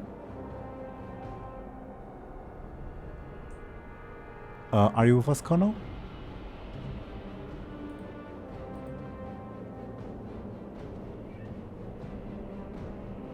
he passed away. I suppose so. I was wondering if Discord was bugging or something. Sure. His power went out. Oh. That's okay. Noted. Then we'll resolve that roll, I guess, a bit later. Unfortunately. I feel if like a ghost entered his body, like Tartarus would eat him. Quite possibly. But that's we'll determine that later, I guess. For the other ghosts, this one floats over here, this one floats over here.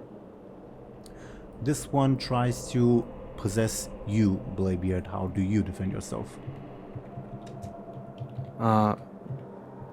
Can it be like he's using his mental, mental strength to resist being possessed? Okay. He's too stubborn. Right. No, I agree. It would be a forceful roll, but thinking for the sake of the narrative, that would mean, it's succeeding in entering you, but let's see if it stays sort of in you. Give me a forceful. Nope, you excise that. Throw that fucker away. You create an advantage. Do you have a name for it? I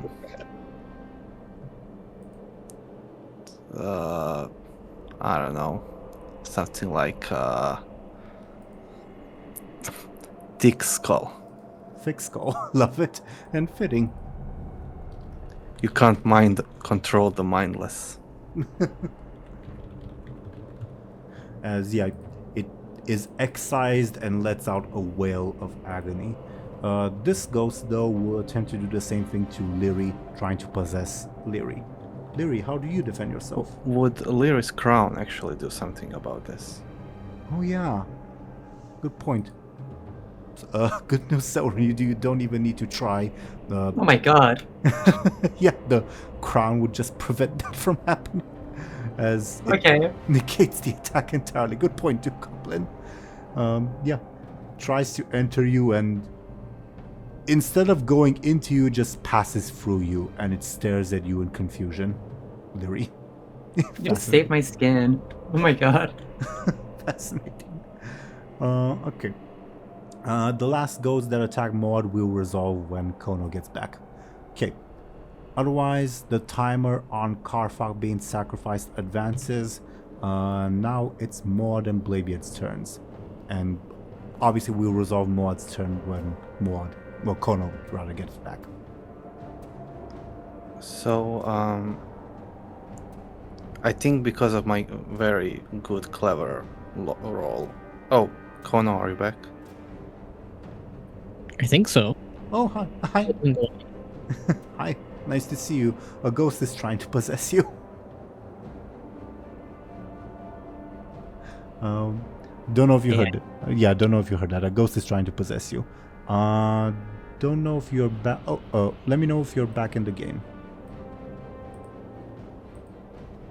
I am back in the game. It is still storming, so I might disconnect again. Using his, I mean, obviously he can't show, but using his magical prowess, he would try to fight it off as best as he can with his power over spirit. Interesting. Because it is a power that you have as a shaman. Yeah, interesting. Give me a force 4, clever, your choice. Yep, you... that would be a 6.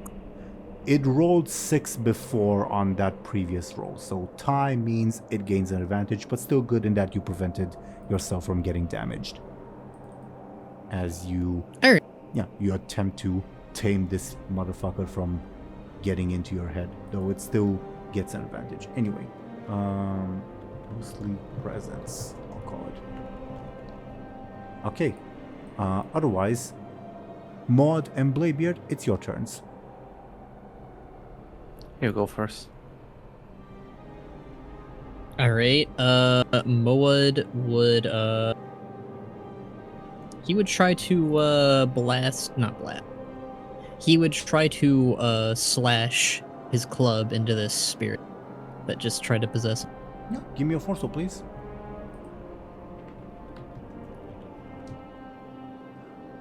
You obliterate the spirit. Good job. Bye-bye, spirit. Yeah, bye-bye, spirit. Anything else on your turn? No, that's a strangely topical thing, bye-bye, spirit, funnily enough. I think he would continue to stay with his mother for the time being, like fending things off narratively. Sure thing. Oh, because you were next to your mother, then yeah, your previous roll got a +1 boost, so actually the ghost did not create an advantage. Yeah, I removed that. Alright. Then it... Oh, okay. Yeah, good news. Then otherwise it would be Captain Bladebeard's turn. Like I was saying, I think because I rolled pretty good on the clever, Bladebeard won't use the magical sabers. He'll hide them. Sure. And he'll just use a normal ass dagger to stab the elf. Sounds like a forceful attack to me. Yes, and I believe I attacked him last turn, right? I think so. Yes, because you I threw threw a you threw a dagger. dagger. Yeah, good point, good point. And it's a bladed weapon, so I have +4 in total. Yeah, he's not looking good though. Let's see how the dice go.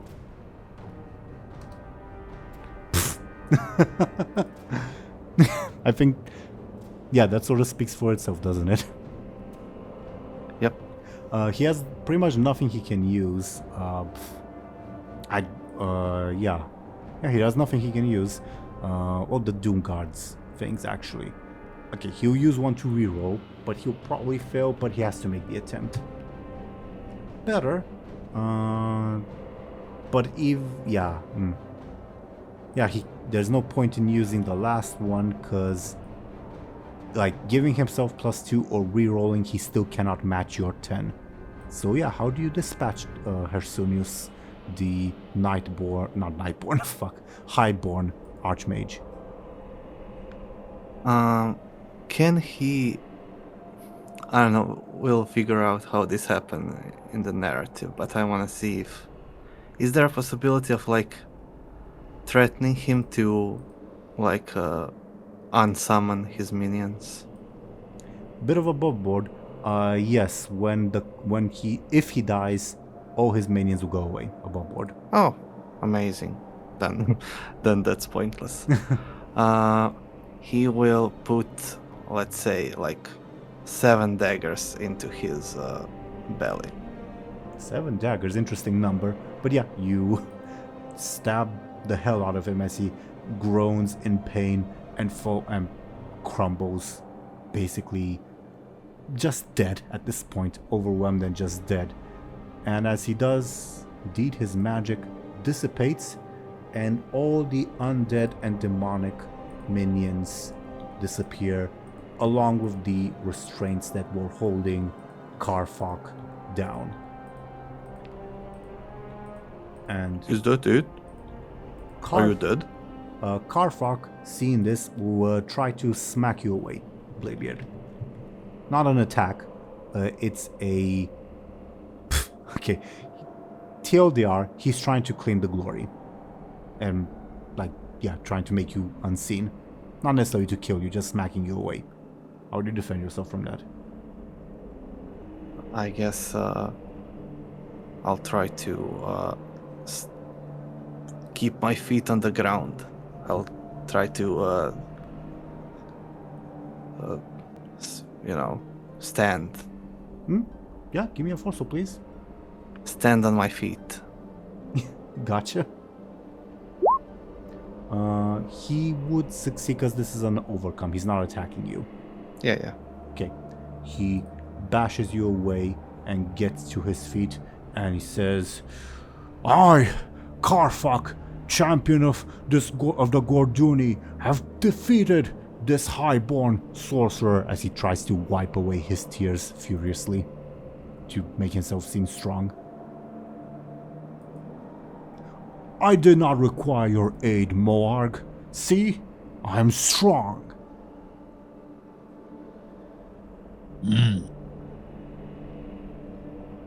Your mother, as she sees the undead disappear, yells out, Victory!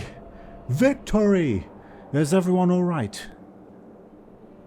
Your father rushes up the stairs to check if everyone is alright. Good. Your brother offers to levitate everyone to the platform above. Yep, Moed accepts the help of his brother. Yeah, both of you are... actually not... Sorry, I shouldn't speak for Benjamin when Thompshire hasn't said so. But yeah, Benjamin... Yeah, that's Okay. As you all appear, Vesuvius feels a little bit cramped as he goes to inspect the scene. As, Karfok holds up the dismembered corpse of the Highborn and says, It is my victory. I am the mightiest warlord. I did not need your rescue, yes?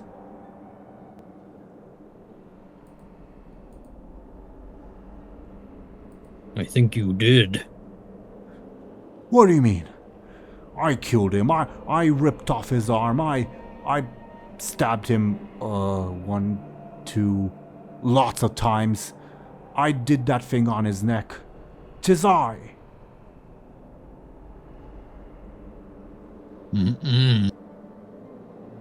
These small ones helped you. If that's the case, so you didn't do it alone. And you are bound. Your mother approaches Lyri and Bladebeard and says, Little ones, is Karfok speaking the truth? I look at Moed. I think Moed just shakes his head like no. Alright. Lyri will shake her head no, but not talk because she can't do a good ogre impression. Fair enough. Nope.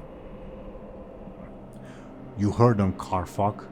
You would steal the glory of children. What kind of ogre are you? I'm a warlord. You're nothing, Karfak. As your mother like shoves him and like makes ready to throw him off the cliff, and your father intervenes and says, "There's been enough bloodshed today. He does not deserve to die. You should count yourself lucky, Karfak," says your mother as she stomps away. And she, with a final glance, looks at Bladebeard and Lyri and indicates the Highborn and says, "To the victor go the spoils. Loot his body. It is yours." Okay. Yeah. Okay. And on Hersunis's body, you indeed find Moarg's old sword, as well as a little green gemstone. Do you take it? Sure. Should Moa take his own sword, or that's a good question? Yeah, I think Moa should take his sword. It's a good question. What even happened to it? Like, did he keep it? Did it get lost? I don't even remember.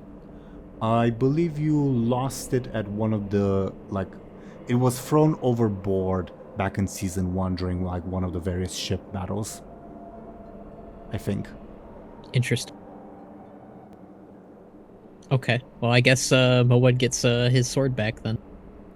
Well, your mother will say, "Moarg, it's these children got the kill. The loot is theirs. Such is the principle of the Gorduni."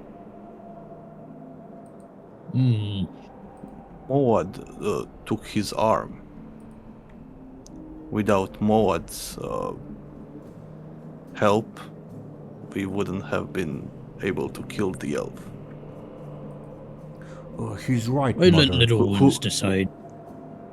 Does the glory go to the one that struck the final blow, or to everyone who, helped kill the guy?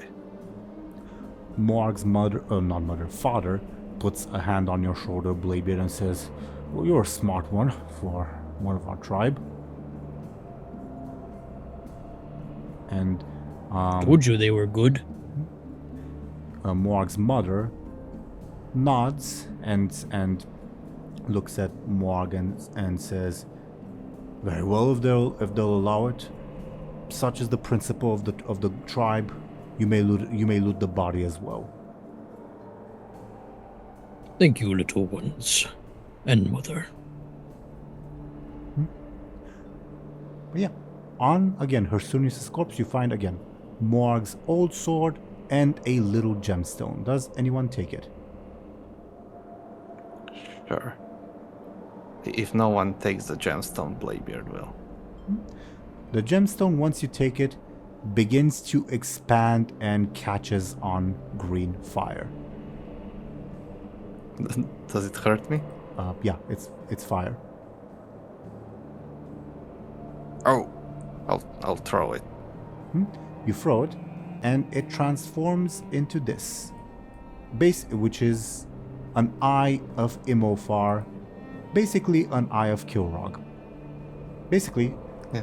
this It's weird that that spell is named after an orcish warlord that, had nothing to do with warlock stuff. well, Gul'dan is the first warlock, kinda, not really, but he has that title, so anyway. Yeah. It's very nice of him to name a very, prominent spell after his friend Yeah, in a way. that had nothing to do with it. Yeah, fair. Either way. I guess the Bleeding Hollow did have floating eyes before Gul'dan did, so... True.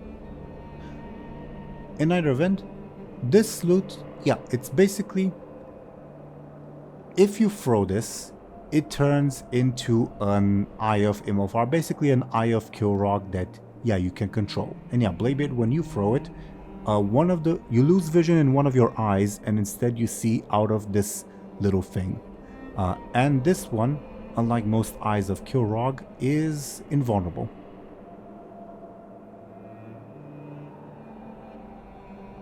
If Whoa. if it returns to your body or the user's body, it returns back to a little gemstone that then you can throw to cast the eye again. This feels funky. A cursed spell, says Morg's mother. And Morg's brother says, I've seen that sort of spell before. You can see through it, can you not, little one? I think so. Interesting.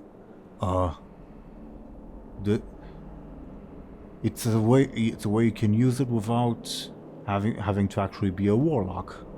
Well, I suppose, Mother, we found the tribe's lead scout for the future. Perhaps, she says. All of you have fought well, she sort of concludes. Victory is ours. No more shall this archmage threaten us. I say we celebrate. Come back to the encampment, all of you. Huzzah! Huzzah, says your brother, and your father nods along as well. And yeah, Morg, now that it's more or less done, now you remember that this was the reason why this was your happiest memory. It's, Khono, I believe you correctly predicted this. It's the one and only time that all of your family fought together alongside you. Yeah, Moed's happy. I think that's the big thing of why he was happy to see them all together, because he doesn't know what happened to his father or brother. Yeah, that is very, very fair. And the ogres will begin marching off towards the encampment, even the cowed Karfak. Vesuvius, having inspected the timeline, saw, okay, there was something funky, but everything seems to be in order, so he returns back whence he came, clearing the path for all of you to go forward. If you want. Well, actually, I guess you can remain in this timeline if you want. Is this the place where Moarg lost his horn? No. Okay. Do we go party now? I think we should leave. Kairos' voice... Could get some rest. Yeah. Kairos' voice says, Benjamin is right, and none of the denizens of this, timeline hear Kairos' voice. They just march off.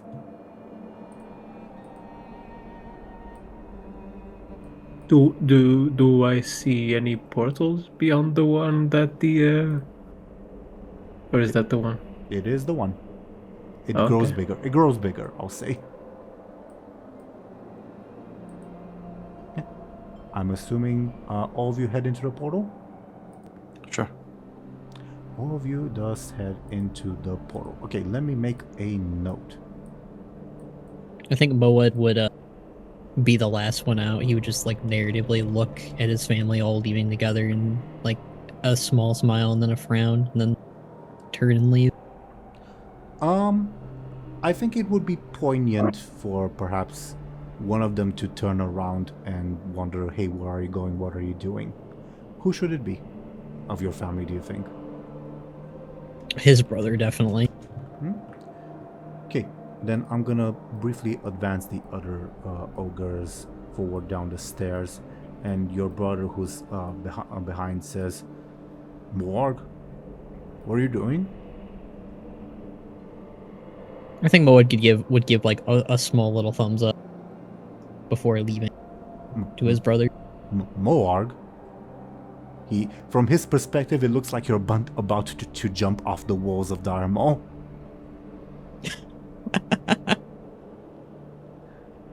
But instead, you go through the portal and the timeline appropriate Moarg returns. Leaving you. Yeah, all of you depart victorious. Good job on that. Now, there's a bunch of stuff that I need to put on screen, so I'm gonna ask for all of your patience. So, feel free to roleplay or do anything else while I do stuff on screen. Who should we give the pipe to? Good question too. Probably me. I'm like one hit away from death. All right. Sure. Yeah, good idea. But it's always Lyri. Oh yeah, didn't notice that. Would either of us lose the level 4 consequence by smoking? I need to check the recording from last episode, because I don't quite remember when you got your level 4 consequences. Good question, though. Good question. Okay. Just give me a second, please. No, I don't want to watch an ad for my own video. Okay. Kind of funny that our own videos have ads. For neither of you, your level 4s would go away, because you got your level 4s last session, it seems. Both of us? Hmm? Should we roll for it? But Bladebeards can go away. Yeah, if I smoke it, I'm back at full health.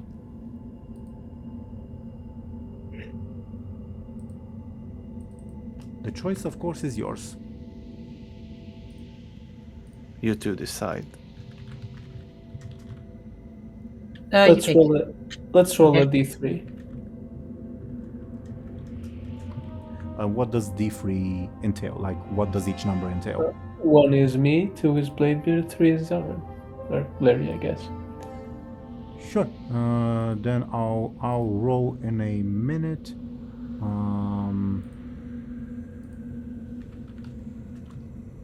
A 1. Yeah, guess that's me then. Guess that's you then. Okay. Then I'll remove your stress and level 2 consequence as you take the metaphorical peace pipe. Yeah, Is Bladebeard the only one who has smoked in this party before? The pipe? No. No, not the pipe, just in general.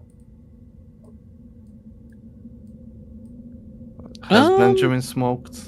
Or Lyri? I think the goblins Probably like Wh- once when- or twice to try it out, but like not regularly. I think the goblins tried to get Moed into it just to see what would happen when Moed was hanging out with them in Gadgetzan and all over the place.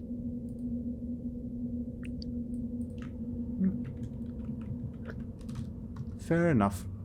Either way, you now emerge onto this time space. You're no longer shoved into another timeline as you hear Kairos' voice from your pocket, Benjamin, say, well, I suppose the only path is for...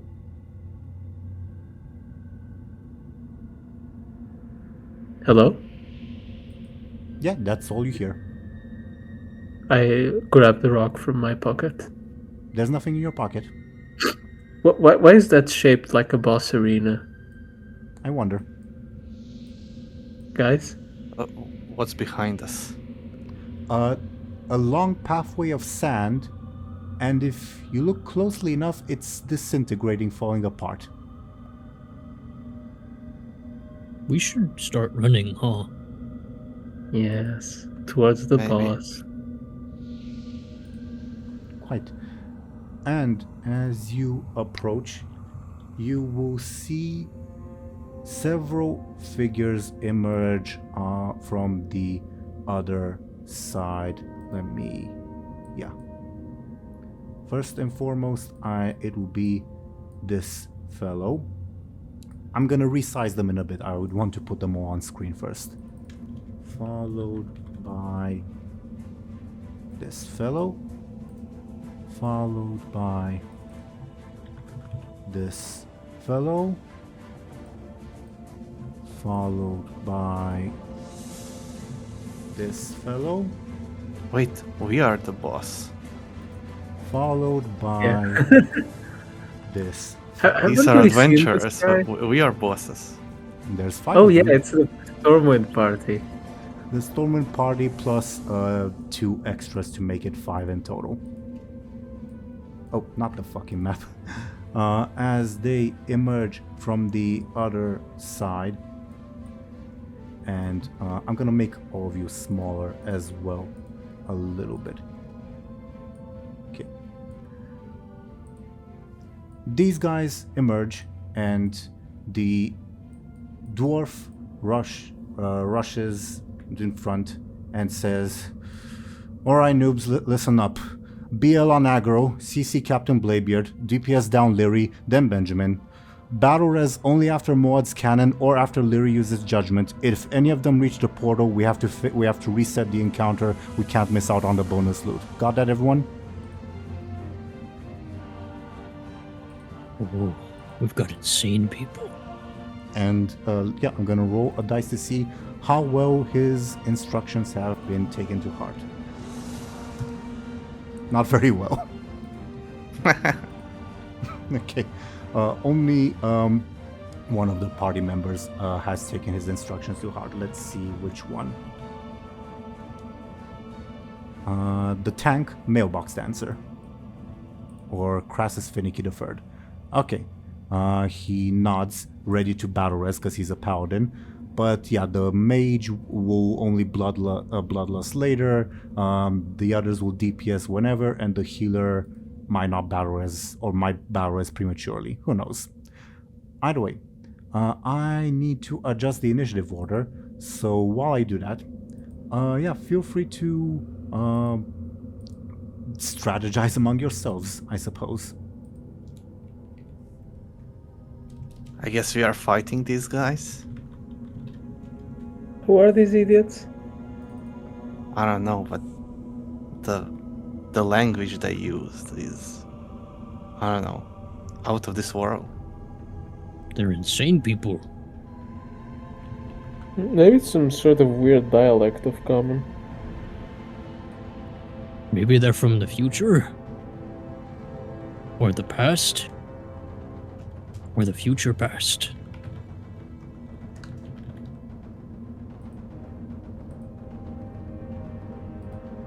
Okay.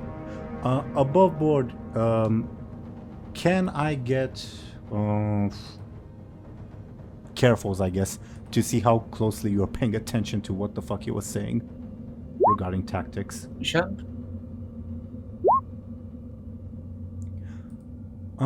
Benjamin, I suppose, is the only one who kind of got it. I'm gonna copy paste the tactics in private to Thompshire, and Thompshire, you can make of them what you will. Okay? Yes. Just give me a second to format it a bit.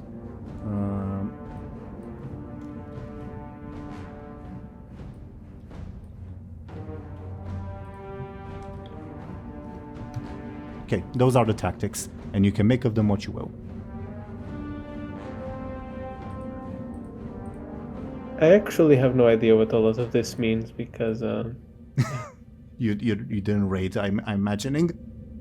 I legitimately do not know what BL means. Bloodlust. I know that CC is crowd control. And yeah, I guess that's it. BL is bloodlust, though there's no shaman in the group, there's a mage, and mages have a similar ability called Time Warp. What does judgment do? It's Lyri's stunt. The one Yeah, that I strikes don't through remember. defenses. Oh, that one. Okay. Okay. Okay. Angelica, the rogue, top of the round. Well, actually, they'll wait for you guys to get in position on the boss arena before pulling aggro.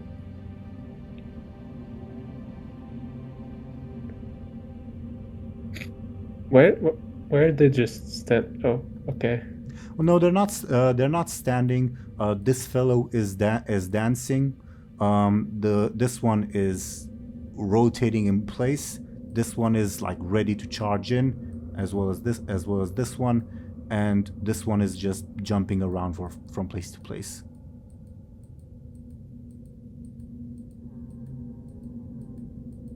Okay.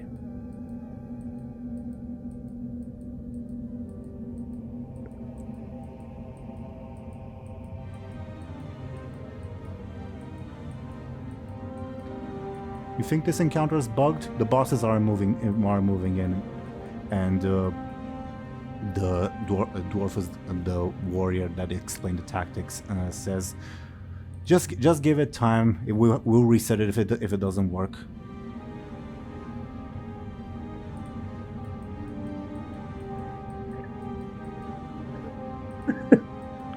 Moad,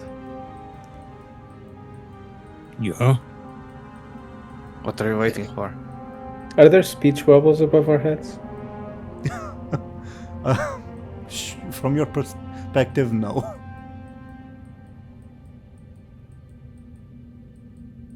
See, they're not done RPing, says the rogue. I guess we should kill these guys, right? I mean, yeah. They look kind of In a annoying. way. They sound So stupid. Let's crush them. There's Also, what's this resurrection thing? Can people just do that? What do you? Is this an above board or in character question? No, in character. I mean, yes, I guess. Isn't There it have kind been of like people coming back a from dead, miracle, kind of? like undead. No, That- like I mean, actual Bladebeard came coming back, right? You know? I Like, didn't really die. And yeah, but I came close.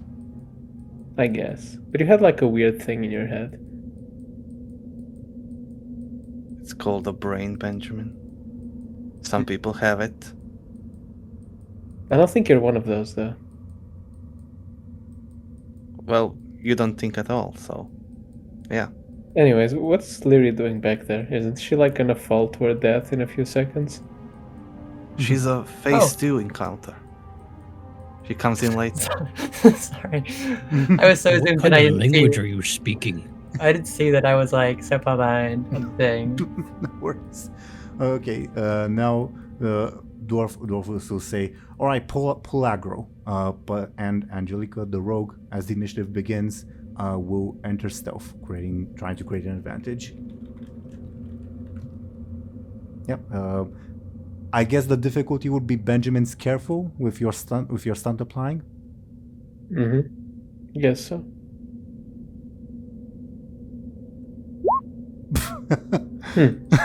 She vanishes. I'm gonna move her off the map because you don't know where she is. Hey, where did she go?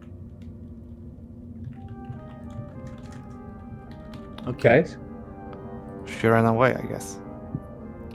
Lyri, it's your turn next. Though oddly enough, because they haven't pulled aggro yet, you feel a strange compulsion not to attack them yet.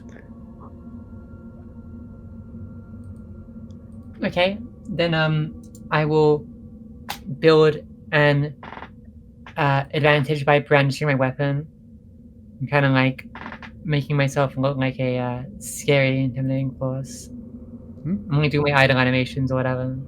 Give me a flashy, please. Okay. Okay. Yeah, you create. Yeah, one charge, and Dwarf is the Kingslayer says, "Remember to DPS down Lyri first. Got that?" But none of them got that except the tank. Do you have a name for your advantage? I guess just call it I'll just call it ready for action. Ready for action. Build more farms. Quite. Anything else on your turn, Lyri? No. Benjamin, your turn next. Once again, you feel a strange compulsion not to attack any of them yet.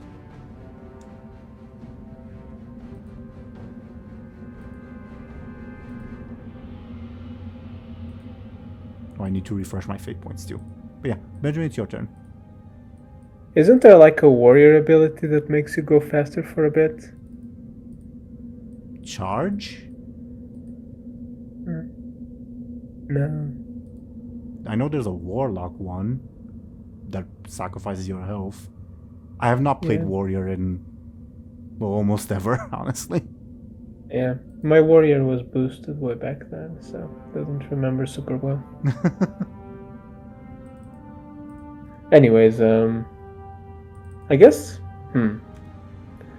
I'll try to figure out one of the aspects of the dwarf. Of Kingslayer Dwarfus? Sure. You somehow know his name instinctively. Let me open his thing. It'll be... Well, actually... Right. It will be difficulty 2 to get his high concept, because it's easy.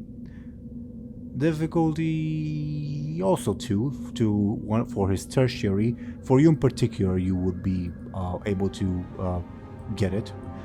And difficulty, I think 6 for his trouble, just because I don't think you would know how to, like, what that is.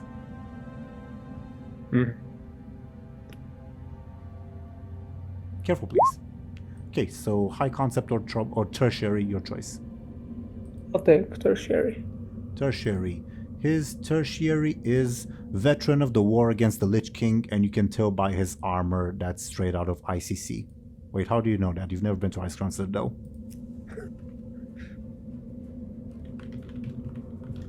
It looks like a miniature Teeironor forging.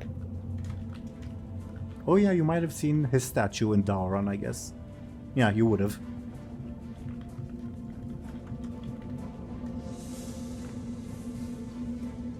Okay, and you get a free invoke on that. Good job. Anything else on your turn? No. Okay. Karis, the mage who was not listening to the instructions, is tired of waiting and pulls aggro. He will throw an arcane blast at... he was not listening to instructions, so he won't target Lyri. On the first person that he can click, so that's Moad, because he's the biggest. Moad, how do you defend yourself from an arcane blast coming your way? I think Moad would throw up a rock shield around himself. Give me a Forceful, please.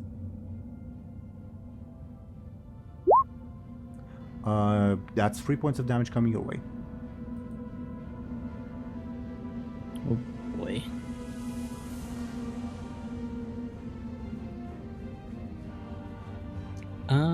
Let's see, what can I do?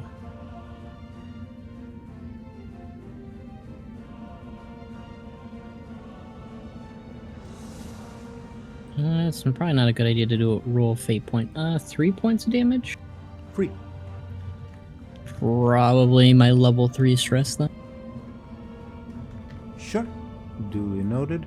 As you are blasted by the arcane blast, and Kingslayer Dwarfus says, "Dude, what? Don't pull aggro!" And they all begin charging forward. Well, on their turns. Anything? Oh yeah, that was Karis' turn. The healer on his turn will rush forward and get ready to heal, basically. And he does. Holy light, I'll call it. Okay, Moad and Bladebeard, it's your turns. You're no longer constrained by the compulsion not to attack them yet.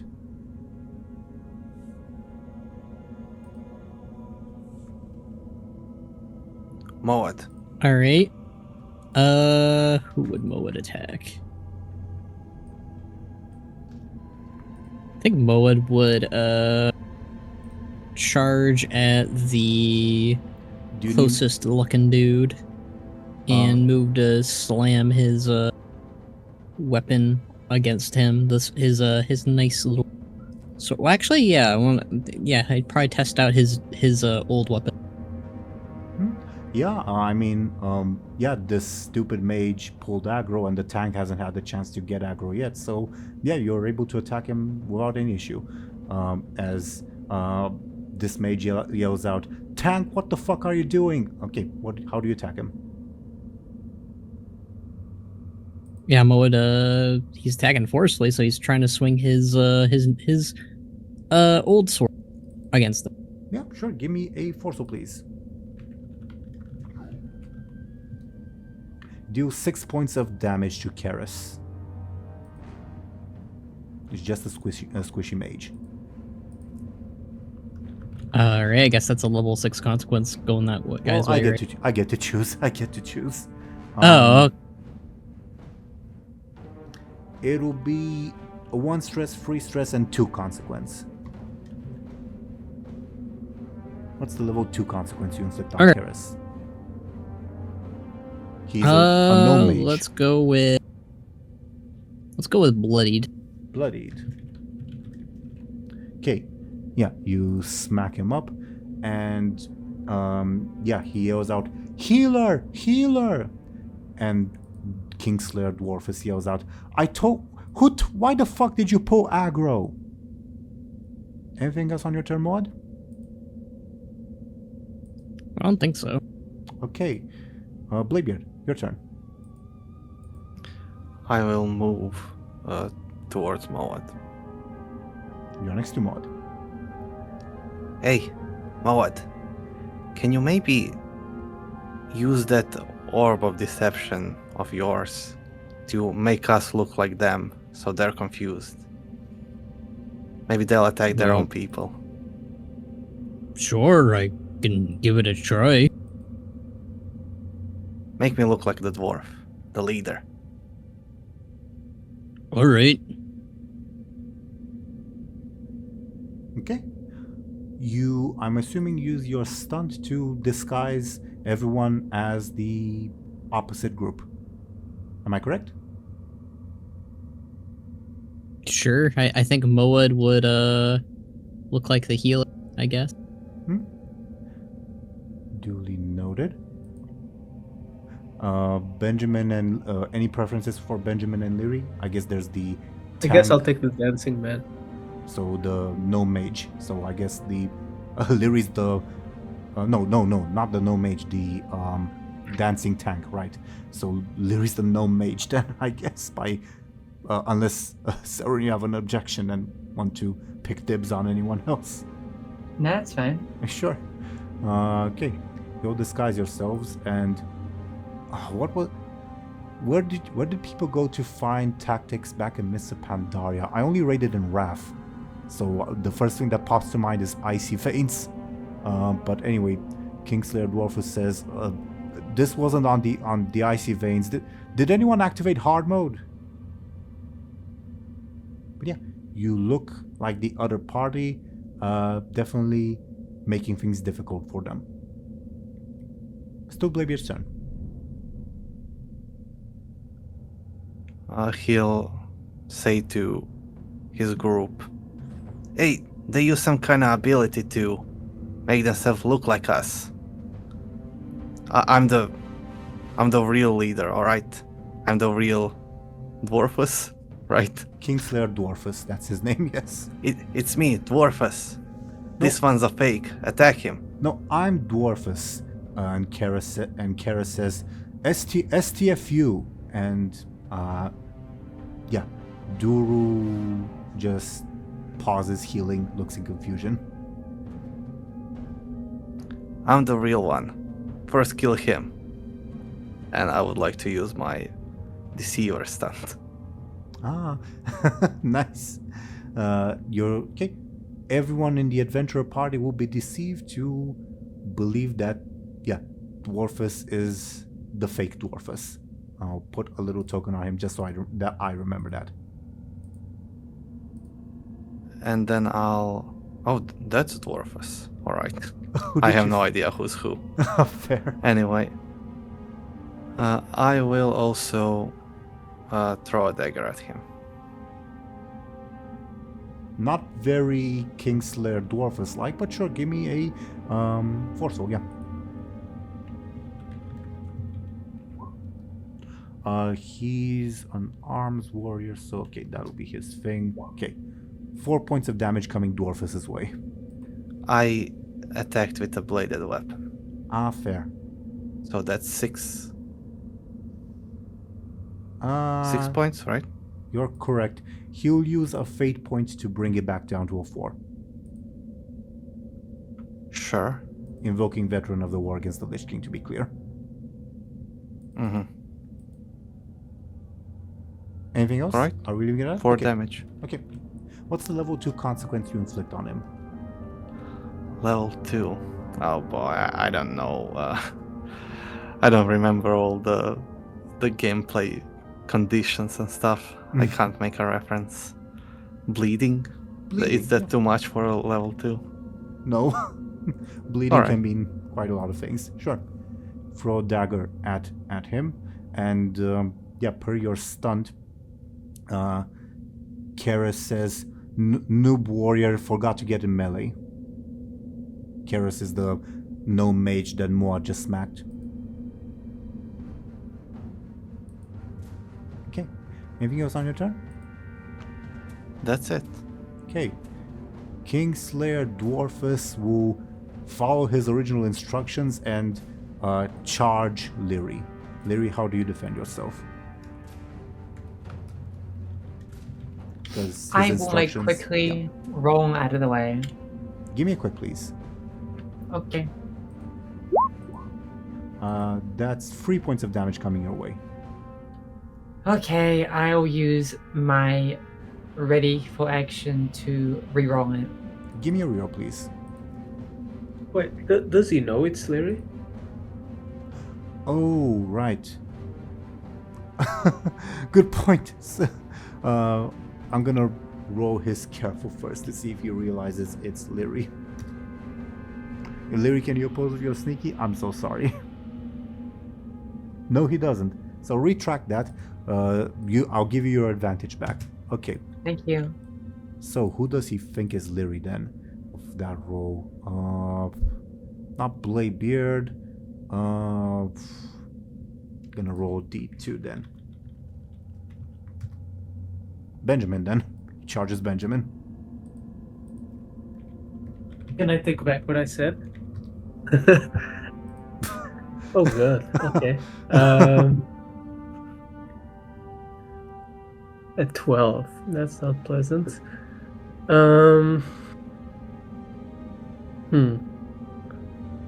Let's see. It is a forceful attack, to be fair. Yeah, that's better than nothing.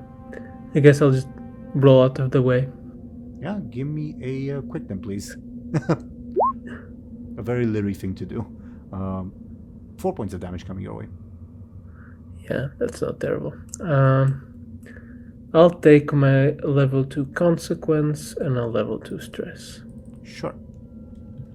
Your level 2 consequence will be stunned, because if I remember correctly, at least I think charge stuns who you're charging at maybe? It does in Heroes of the Storm at least. I don't think No. it works on like bosses, but yeah, sure. You can't stun the Lich King. Sure, true. Maybe stunned in a more metaphorical sense. I don't know. Either way, Benjamin, you now find yourself fighting Kingslayer Dwarfus. Terrible. Quite. That was his turn. Okay. Mailbox Dancer. Okay. He will... Let me roll to see if he realizes who people are. Okay, he might. Let's roll for... Can I get all your sneakies to see if he... Except for Bladebeard. Oh, that's pretty decent. Not quite enough though. And Maud, can you roll too? Khono, of course. Okay. Okay. The tank knows who everyone is except for Bladebeard. So he rushes in, moves through you, Bladebeard, somehow, and he tries to pull aggro. This will be an attempt at creating an advantage. Okay. Yeah, he definitely does. all of you feel compelled strangely to attack Mailbox Dancer.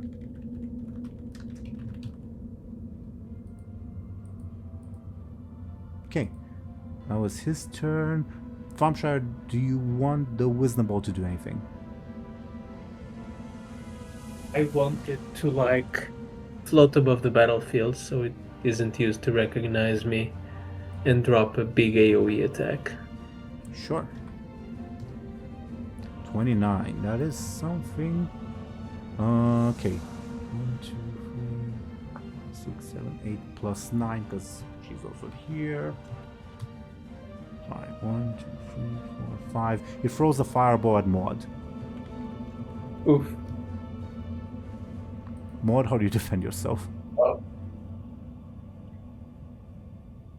Moad would try to move the fire off from him Sure. by communicating with it. Sounds careful or clever as a defense. I can also Let's see see, what do I have a flashy better pop up stat to you. in? Why did I close that? Oh, did you accidentally leave the game, or?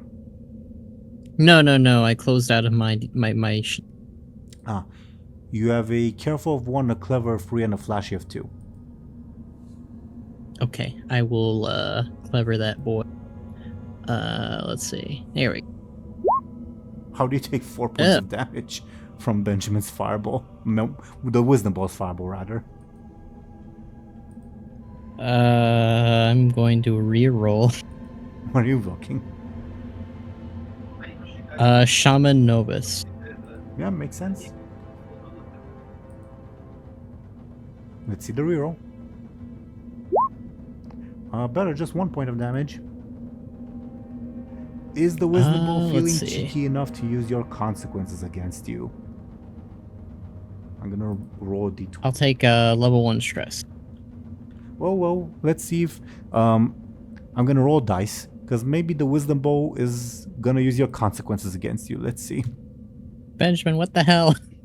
It will use one of them, your Touch of Death, to deal 3 damage.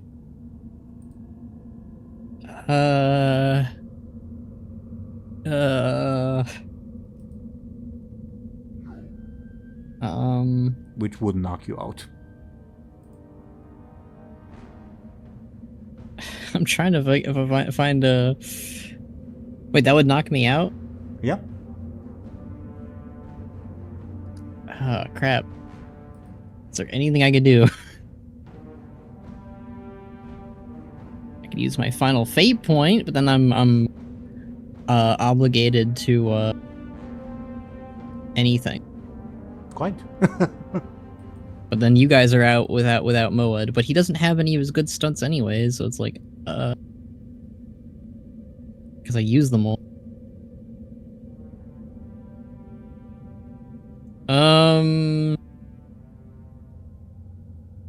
Yeah, I'll use my fate point to increase it by a 2.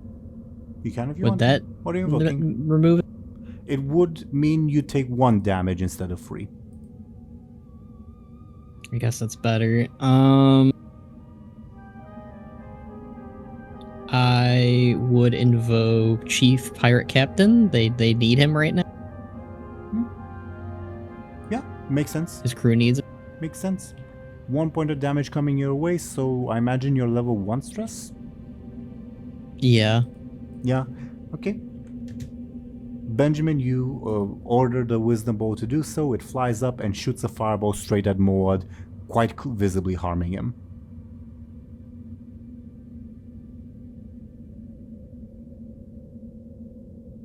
Okay.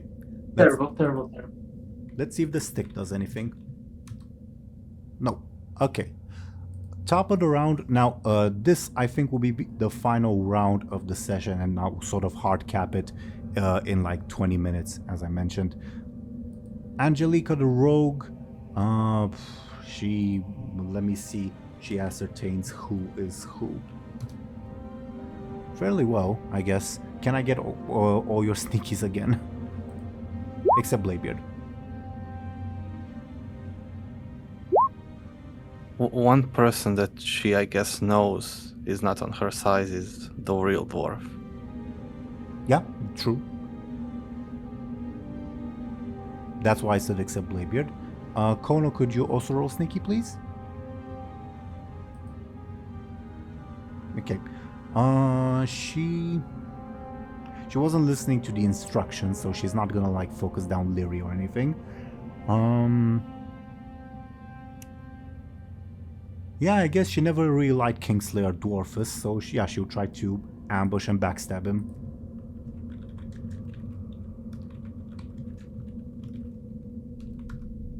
Yeah, and Kingslayer Dwarfus takes 4 points of damage. As Angelica just unloads onto him, her eyes only on her DPS meter. Okay, Lyri, it's your turn.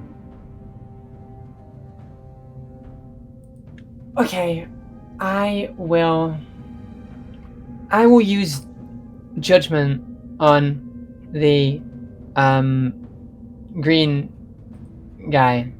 Kingslayer Dwarfus? If he's the guy in front of Benjamin, yes. Then yes, okay. Sure. Your judgment. Duly noted. Let me How do you... describe my attack. Okay. Yes, please. Yes, please. I guess like seeing the opportunity open up from like the backstab, Lyri will like with one hand like quickly seizing the opportunity and like shoot the a firebolt into this guy before he can like react or block it. Sounds like a quick attack to me. Can you roll, please? Okay, a 9. Nice. 6 and 3. Yeah. One more damage and he'd be out, if you want. I will use my ready for action to take him Okay. out. What's the level 6 consequence you inflict on him? It's not actually a pyroblast, but pyroblast sounds cool. Yeah, makes sense. Yeah, Kingslayer Dwarfus is down. Now, Thompshire, Benjamin, you're aware that, well, Lyri has just used her judgment, whatever that may mean. So, yeah, Kingslayer Dwarfus is gonna get battle rezzed. However, only one person in the enemy party knows to do that. Yeah. Benjamin is aware of this because of the earlier roll. Everyone else is not. But wait, they don't think that's the real one. Oh yeah. They 'cause- think that's the boss. So in everyone's eye... Wait. Oh, right. Wait, DoomGoblin does that... Were you deceiving your own party when you used your stunt too? Can I choose not to? Let me check the wording on... Usually, I mean, before the rule was the players are immune to the stunt. Sure. That was your rule when I came up with the stunt. Sure. Okay. True. Okay. I usually think- didn't like that rule, but in this specific scenario, it actually good for us. I think I would have ruled the opposite, but ruling the opposite would have meant retconning a bunch of things, so let's go with this. Okay. Sure. Yeah. Sorry about all that, Zelryn. You succeed. You kill Kingslayer Dwarfus. Good job. TLDR. So if Bladebeard dies, they're gonna resurrect him. Yeah, true enough. Good point. Good point. I didn't even think of that. Okay, yeah, Kingslayer's Dwarfus are battle res me Duro as he crumbles to the ground, but of course he will not get battle resed. Good job, Lyri. And Bladebeard, of course. Anything else on your turn, Lyri? Nope. Okay, Benjamin, you're up next.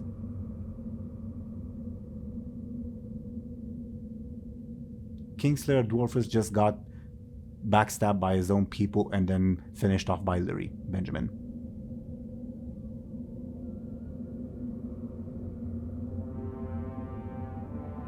Are you with us, Thompshire?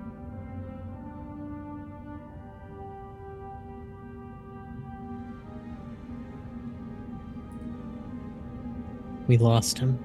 I suppose we have. I'm gonna add Thompshire and check just in case.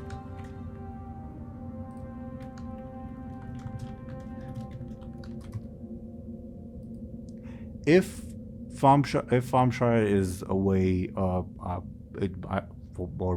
unable to respond or anything, because I was planning on capping off the session soon. I guess it would be a good spot to do so. Good enough, I guess. I guess. Mhm. Okay. Yeah, I guess. I'm gonna give him at least a couple seconds. Going once, Thompshire. Going twice. Okay, sure. We'll cap off the session. All right. Thoughts on today's session, everyone? Good to be I back. liked the Moed stuff before things went to a getting beaten up by a bunch of dungeoneers. Quite. I'm happy that you did. I almost wish it went on for a little bit longer. It felt a bit to me like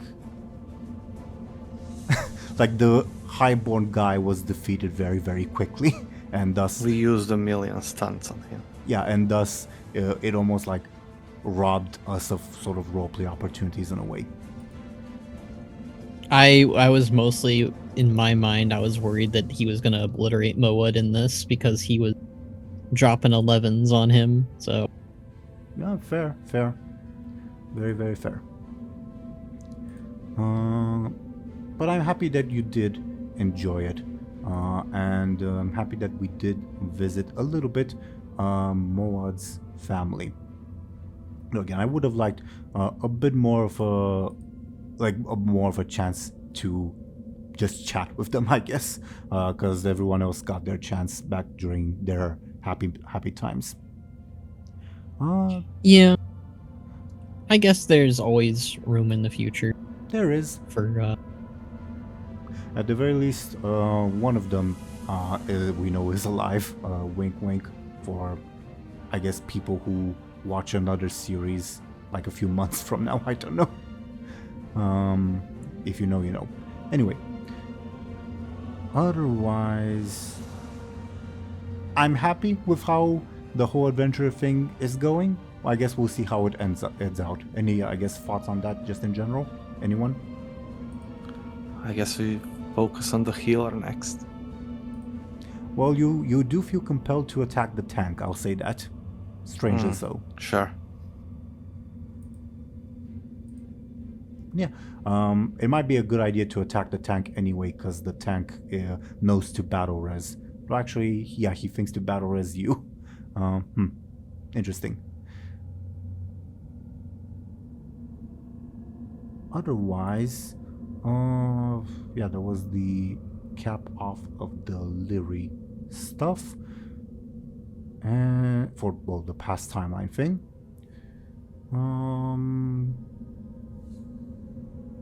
Yeah, I don't think there's much else I can add. Funnily enough, this will be a fairly short discussion. Does anyone else have anything else to add? I thought that Moad's happy memory was gonna be in Gajestan. I was surprised that it wasn't. Why do you say that? I don't know. Honestly, looking back at it, I was like, yeah, it makes sense. It's in Perilous, I guess. Basiliscus. Siletus. Really? I think you'd be correct Not if it was Silphus, Tanaris, solely Tanaris. Bud's. If we're talking about Bud's happy memories, maybe. But this is Moarg's and Bud's memories now, so it makes sense, I'd say. And yes, I misspoke, it's in Tanaris. But I agree with Khono. Yeah, sorry for the confusion and speaking over you. Yeah. So wait, where was this memory set in? What Darmo. zone? Darmo. Feroz. Yeah. That. Yeah. Tanaris is elsewhere, so is So Yeah, that's where Gejastan is. in Tanaris, yeah. Yeah. But yeah, I very much agree with Khono. That might have been Bud's happiest memory. Not Moarg's as a whole. Either way, anything else? Yeah, not for me. Anything else? Do you guys let me know if there is, of course, anything else before we go to our shoutouts? No. Okay. Oh, I saw Thompshire's thing went up. Oh, Thompshire, are you with us? Maybe not. Sir Thompshire, are you with us? I suppose not. Okay. Alright. Dear viewers, thank you for watching and listening to us. Khono, can I ask you when your turn comes up to do Thompshire's shout out too? Because you sort of know what he's up to, if that makes sense. Sure, yeah, I can probably do that. Thank you, I appreciate it. But the dice that I rolled have determined that first and foremost, I am going to ask actually Zelryn to shout herself out first. Could you go? Sorry, please go ahead, Zelryn. Sure. I'm Zelryn. I basically play this game every once in a while, and right now that's pretty much it. But yeah, thank you for watching, and check out everyone else's amazing work. And I'll see you next time. Kind words, Zelryn, and thank you. All right. Next, according to the dice, we would thus have Khono. Khono, if you could, I guess, do yourself first, and then Thompshire, or whichever order you prefer. Either way, we are all ears. Alright, yeah, hello, I'm Khono Chronos. I am a VTuber. I cover World of Warcraft stuff. I make theory videos, speculations, World of Warcraft content, machinimas in general. I also sometimes stream, but that not right now as often, but maybe we'll see. And I am currently trying to get some videos done, and hopefully when I get time I can work on Journey into the Shadowlands episode 3, which is been a backlog thing that I've not been able to work on. But yeah, that is something that I do. And I also write for Ironwrath, which is a thing that I'll be talking about in a bit for Thompshire. Indeed. Thank you very, very much, Khono. And speaking of, Sir Thompshire, who is not here, but Khono's here. What's Sir Thompshire up to? That Sir Thompshire guy, he's been currently working on Ironwrath, the next episode. There should be a trailer for it, it sounds like, pretty soon, so that'll be something he'll probably be releasing. But yeah, he's been cooking with Ironwrath, and it's, if you don't know what Ironwrath is, it is basically a what if scenario universe if Garrosh won at the Siege of Orgrimmar. It's pretty cool. You should check it out. Exciting. And thank you very, very much, Khono. Then, of course, we would have DoomGoblin. DoomGoblin, could you please go ahead and talk about yourself and what you're doing? Yeah, I draw things, like always. So yeah, you can check out my drawings on various sites that I have. Quite. Both on screen and in the description, indeed. For everyone on that matter. Thank you very, very much, DoomGoblin. As for me, dear viewers, I was your Dungeon Master, Game Master Teeironor. I do this series, which is quite a lot of fun. I also do another series called Legacy of the Rimlin that is suffering from the same hiatus issues that this series is suffering from, in that we just recorded our one episode for May and we'll be back in June, because that's how schedules work. But it's still fun. And yeah, that last episode was actually quite an exciting one, I think. So do check that out. Otherwise, once again, dear viewers, thank you for watching and listening to us. We are gonna take next week off, but we should be back the week after. I will let you all know on Blue Sky about our general scheduling stuff. And yeah, we'll see you when we'll see you. Goodbye, everyone. Bye. Bye bye. So you say ya.